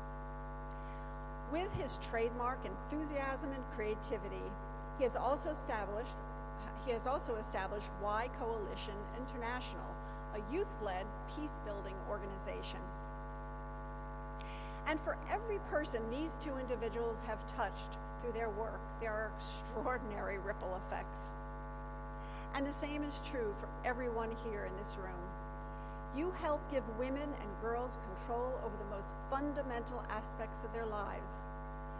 That changes not only their futures, but the future of the children they will have when they are ready and if they are ready. While the impact of family planning begins with individuals, it echoes out to affect so much more. Family planning advances human rights, gender equality, and personal empowerment. Family planning improves maternal, newborn, child, and adolescent health. Family planning shapes economic development and environmental futures. Through family planning, we are protecting health on a grand scale and transforming lives in the most profound of ways. It fills me with so much hope knowing that you have devoted your careers and your lives to fight for these causes. You may come from many different countries, but each of you has boundless compassion for others and a deep commitment to ensuring everyone has control over their own destiny. As we look to the exciting days ahead, I want to recognize that this conference is owned by you, the members of the reproductive health community. Thousands of individuals provide their participation and support, and almost every organization in this field is involved. That collective effort and the belief is what makes this such a powerful and impactful platform. To all our attendees, thank you for being here to share your knowledge and to learn from each other. To our extraordinary Thai hosts, thank you so much for giving us a home for these next few days and for providing us with models for success. And finally, to my colleagues from the Bloomberg School's Gates Institute, especially our tireless and heroic director, Oying Ramon, thank you for making this event not only possible, but truly spectacular.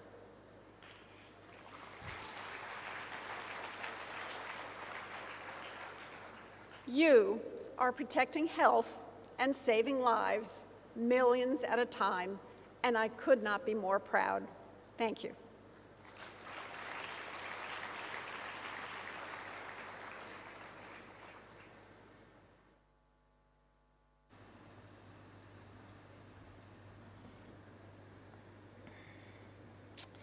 And now I would like to ask Oying to come onto stage to introduce the Global Humanitarian Award winners.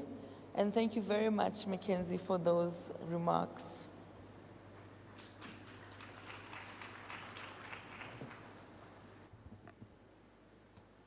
Thank you, Dr. T. You still awake, Dr. T? Yeah.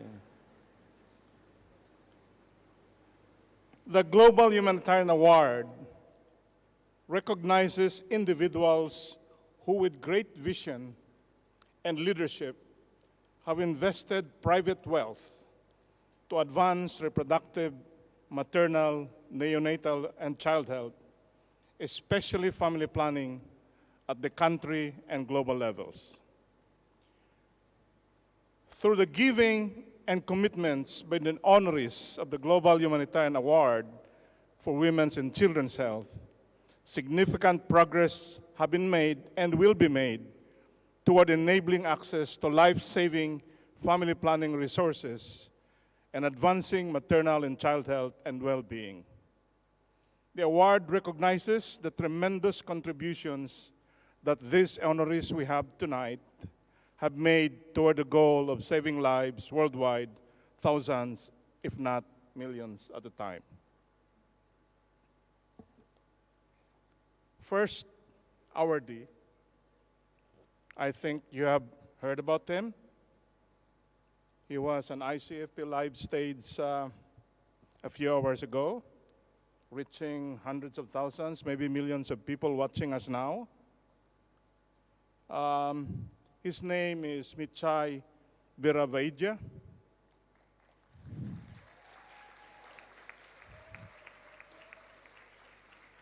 Chairman of the Michai Viravaidya Foundation, founder of PDA. Affectionately known in Thailand as Mr. Condom, I would add Mr. Condoms and Cabbages. Michai founded PDA, like many of you here, young people, at age 32. Since 1974, Mr. Michai has initiated community-based family planning services, innovative poverty reduction and rural education programs, large-scale rural development and environmental programs, as well as groundbreaking HIV/AIDS prevention activities throughout his country and Southeast Asia. Perhaps many of you, during the height of the AIDS epidemic, you remember one of the first countries in the world to have reduced significantly the HIV/AIDS infection through the 100% condom use. That's related to Mr. Michai.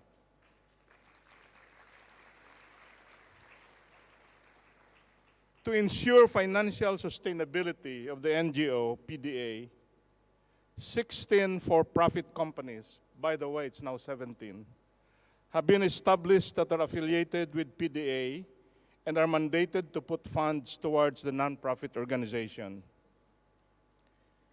Companies and businesses include the popular Cabbage and Condoms restaurant chain, the Birds and Bees Resort in Pattaya. This is a free commercial for you, Konmichai. For those of you who have not yet visited the Birds and Bees Resort, which is only 5 minutes from here by car, I would urge you to have one of the most mind-boggling, spectacular experience by going there and going to Condoms and Cabbages restaurant. He has also served as a Deputy Minister of Industry, a cabinet spokesperson, a senator in the National Assembly, and a minister in the Prime Minister's Office of Thailand. For his efforts in various development endeavors, Michai has been acclaimed with numerous awards.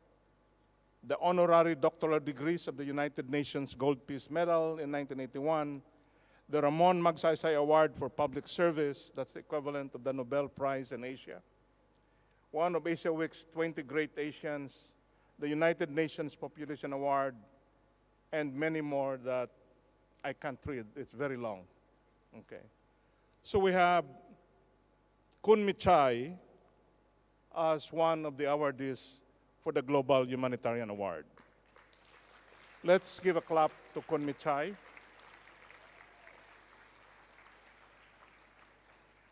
The other awardees is Daniel and David Zwillig of the Zwillig Family Foundation.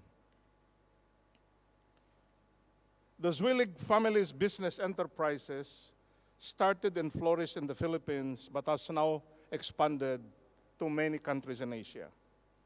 The name is associated with pharmaceutical industry and the company has been a leading provider of innovative healthcare solutions beyond just distributing medicines.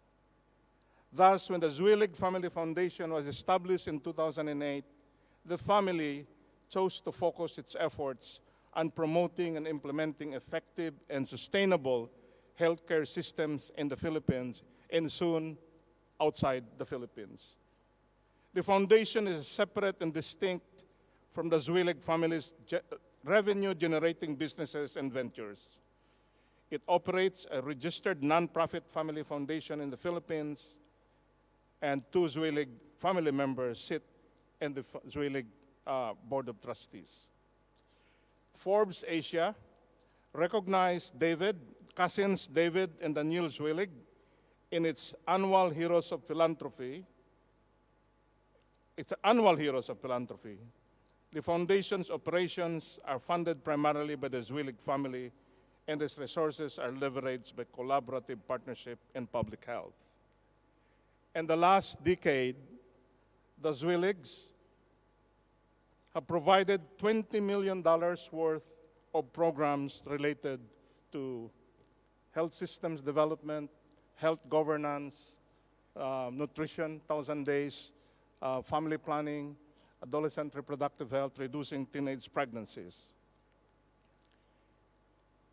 By the year 2020, the Zwillig Family Foundation strategy of health governance has been introduced to 776 of the country's 1,500 municipalities, 27 of the 81 provinces, and 34 of the 145 cities. In fact, if you were in the Philippines, many city mayors and governors would say, have you been Zwillig yet? Because there's a high demand for being part of the health governance program. So that's our other awardees, David and Daniel Zwillig, who has made another commitment from now until 2031 of spending another $20 million in public health. May I request the Honorable Minister of Health, Dr. Sati,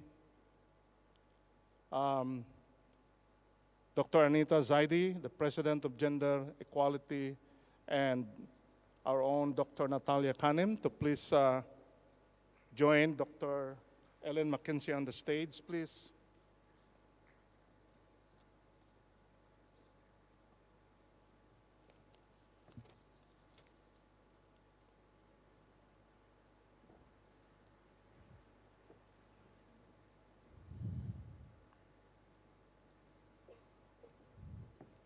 For the conferment of the award.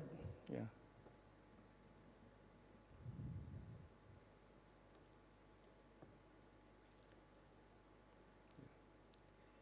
May I call on Kunmichai Viravedya and Men Zwillig. By the way, David and Daniel Zwillig, I was informed, are very shy people. You know, that they normally shun away from recognition. So they have deputized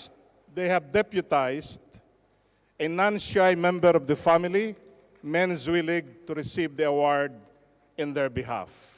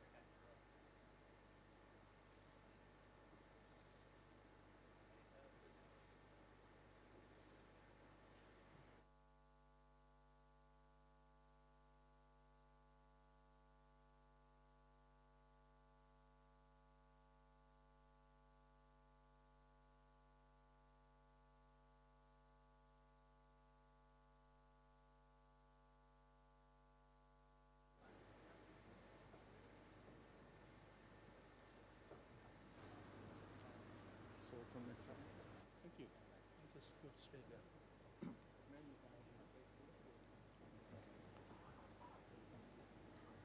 there. Ladies and gentlemen, I'm delighted to have received this award, but also honored and humbled.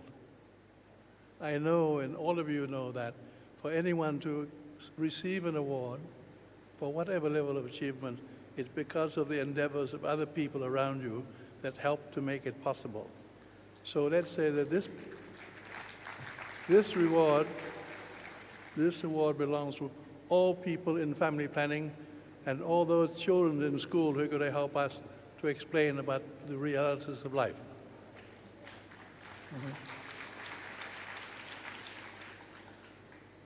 The coincidence of this event in this district called Banglamung, and this hotel used to be just a little village.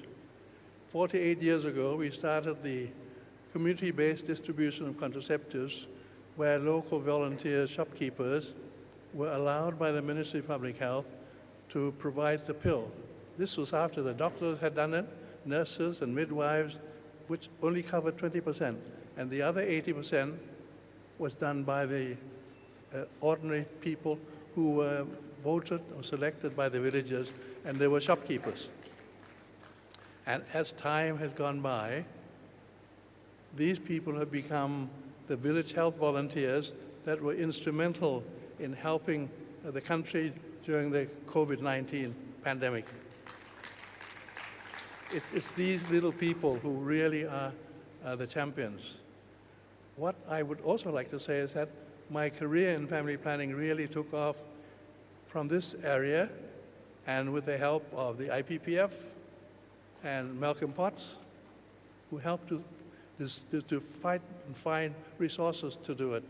So now what I can say is that we've gone through a path of starting off to reduce births with family planning, 2, to reduce deaths with AIDS, the 4th, to reduce financial dependence on others by having a social enterprise like the Birds and Bees and restaurants, and then to reduce poverty by getting the poor villagers to partner with companies who have money and ideas how to make money, and then finally to reduce ignorance by coming up with a new education system called the Bamboo School and helping others, for people to become a new generation of leaders.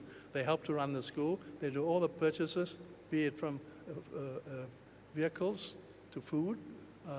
They pay their school fees in community service and tree planting, not in cash. And they also do the selection of incoming students and incoming teachers. They are helping to run the school. So we are also doing this by using the school as a platform or as a gateway to introduce many other activities into the villages via the school. So now I think in all of your countries, you must do more with your school children, with your school, in spreading excellent work out into the villages. And the final thing we're doing now is that this is at the other end of my career. The one was the beginning, not to have too many births, and this one is not to have too many deaths. We're now using a program in the school for food and income security for the elderly, done by students. We have now about 40 schools that have done it. And what's happening now is that we are bringing the elderly back into the line of production. So we don't have to worry about so many elderly people working to depend on other people. Now they're coming back in. And the other one, and I think in Thailand, we also need to realize that there are migrants who would love to be Thais, and the government must be very serious looking at it, that to help to give the Thai citizenship to more people. And finally, I'd like to thank you very much for this first kind award and this offer. And again, it's because of the work of many other people that I have known. Thank you very much.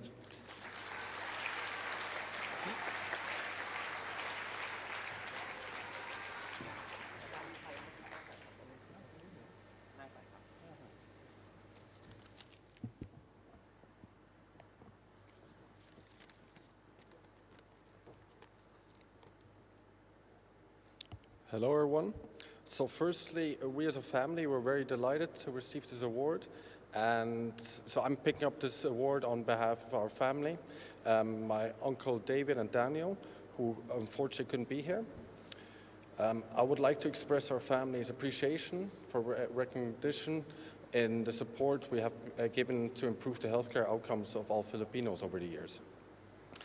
So in 2008, the Zulik Family Foundation made a deliberate decision to adopt a strategy to actively engage politically elected chief executives. This was because the public health services are devolved to local government units in the Philippines, where my grandfather was born and where our family's enterprise started and prospered to become a multinational company with a presence in the Asia-Pacific region. The foundation's change theory was if leaders are trained to manage their local health systems, then more urgent health system reforms will be made, better healthcare services will be rendered, and improved healthcare indicators will follow. During the piloting period, the local health systems meant zero preventable maternal deaths in our local government partners. When most of our 72 pilot sites succeeded in realizing zero death, the Philippine Health Administrator invited us to roll out a strategy to move in more areas in the country. We also trained faculty members from different academic institutions to provide leadership and governance training programs. Each institution catered a cluster of regions in the Philippines. Over time, we and our local government partners saw the alarming data on profile of mothers who died giving birth, mothers who had given birth too many times, or were too young, or purely nourished.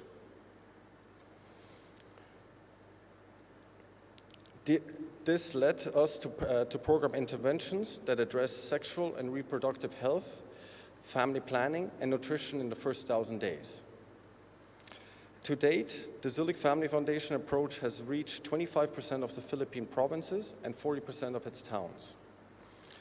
We reached this largely because of our partners that included the United Nations Population Fund, the United Nations Children's Fund, Nutrition International, MSD for Mothers Global Giving Program, the Christian Gerard Jepson Foundation, and the Bill and Melinda Gates Institution for Population and Reproductive Health, as well as academic institutions in the Philippines, the Commission on Population and Development, and the regional offices of the Department of Health, without whom mainstreaming our model to as many government locals would have not been possible.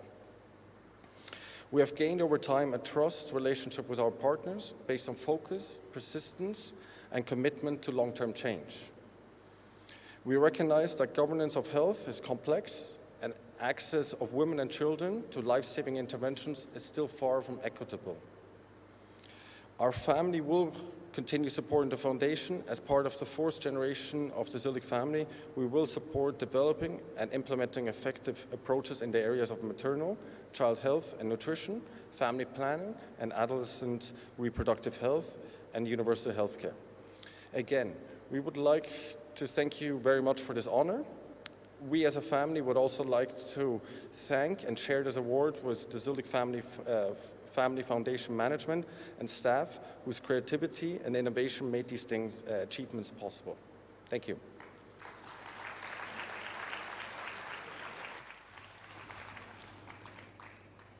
Congratulations once more to all of the winners of the Humanitarian Award this evening.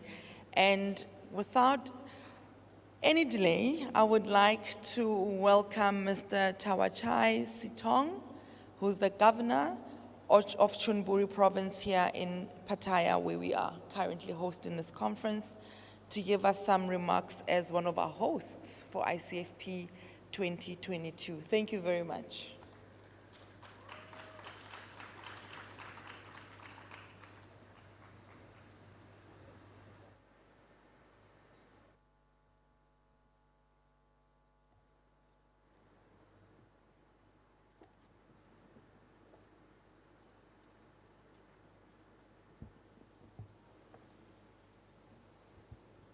Excellency, distinguished delegates, ladies and gentlemen, welcome to Thailand and to the 6th International Conference on Family Planning. On behalf of the Chonburi Province government, we extend our gratitude for your attention and participation in the conference and deeply appreciate your contribution to the goal of universal access to family planning system, service, and product. Chonburi Province is experiencing an overall birth rate decline, while at the same time facing a high rate of unintended pregnancy in the unenabled population. Therefore, we have decided to approach to both aspects of population change and develop a national population plan that includes multiple ministries from education, labor, finance, and health. At the conference today, we will hear from you about challenges and efforts to address your demographic challenges, to share learning and policy perspectives to help create and propose guidelines for responding to changing demographic trends to relate to family planning. Chonburi is a fascinating area due to the fact that there are numerous activities that make voyagers feel delight, which is a lot of add to the list. I welcome everyone to Chonburi Province. I hope you all find the next day an enjoyable and rewarding experience and look forward to your ongoing support and collaboration to bring the conference go successfully. Thank you for your attention.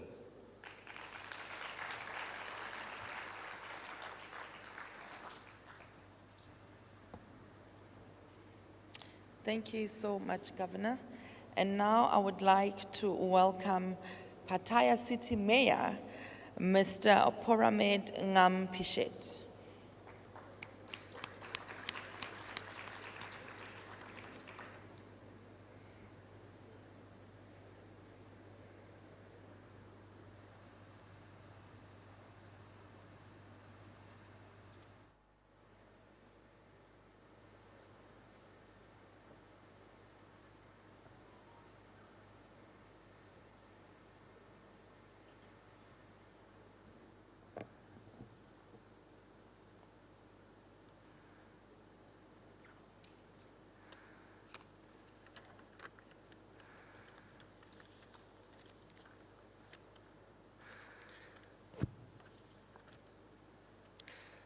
Excellencies, distinguished participants, ladies and gentlemen. On behalf of Pattaya City, it is my great pleasure to welcome all the participants of the International Conference on Family Planning to Pattaya City. Pattaya is a world-famous beach resort destination on the eastern seaboard of Thailand for its variety of beautiful attractions, such as beaches, sea, and various forms of entertainment. It is also friendly to tourists of all ages and can attract people from all over the world to visit all year round. This conference is a great opportunity for knowledge and experience exchanges among knowledgeable experts and experienced people who work on family planning from many countries. Pattaya City is proud to take part to this global level conference, as this conference will become a key channel for people to access knowledge and services on sexual and reproductive health, contraceptive, family planning, and universal health coverage. Although the preparation for this conference were interrupted because of COVID-19 pandemic, but today The situation has eased. This gives Pattaya City a great opportunity to be the host city for this conference. Pattaya City has strictly followed disease prevention and control measures to ensure the safety of people and tourists traveling to Pattaya. Moreover, Pattaya City is committed to taking good care of the attendees, the press, and those taking part in the conference with our hospitality. I hope that you all have great experience from your visit to Pattaya, and I wish you will come back again. Thank you very much.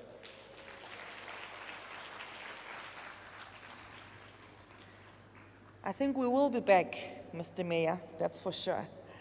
And now the closing performance, I would just like to explain to you in a little bit what it's about. It will be another performance from Thailand's Fine Arts Department. And this current performance speaks about the long drum, which is a Thai musical instrument. It is widely used by people all over the country as a rhythmic instrument in the Thai parades during special events.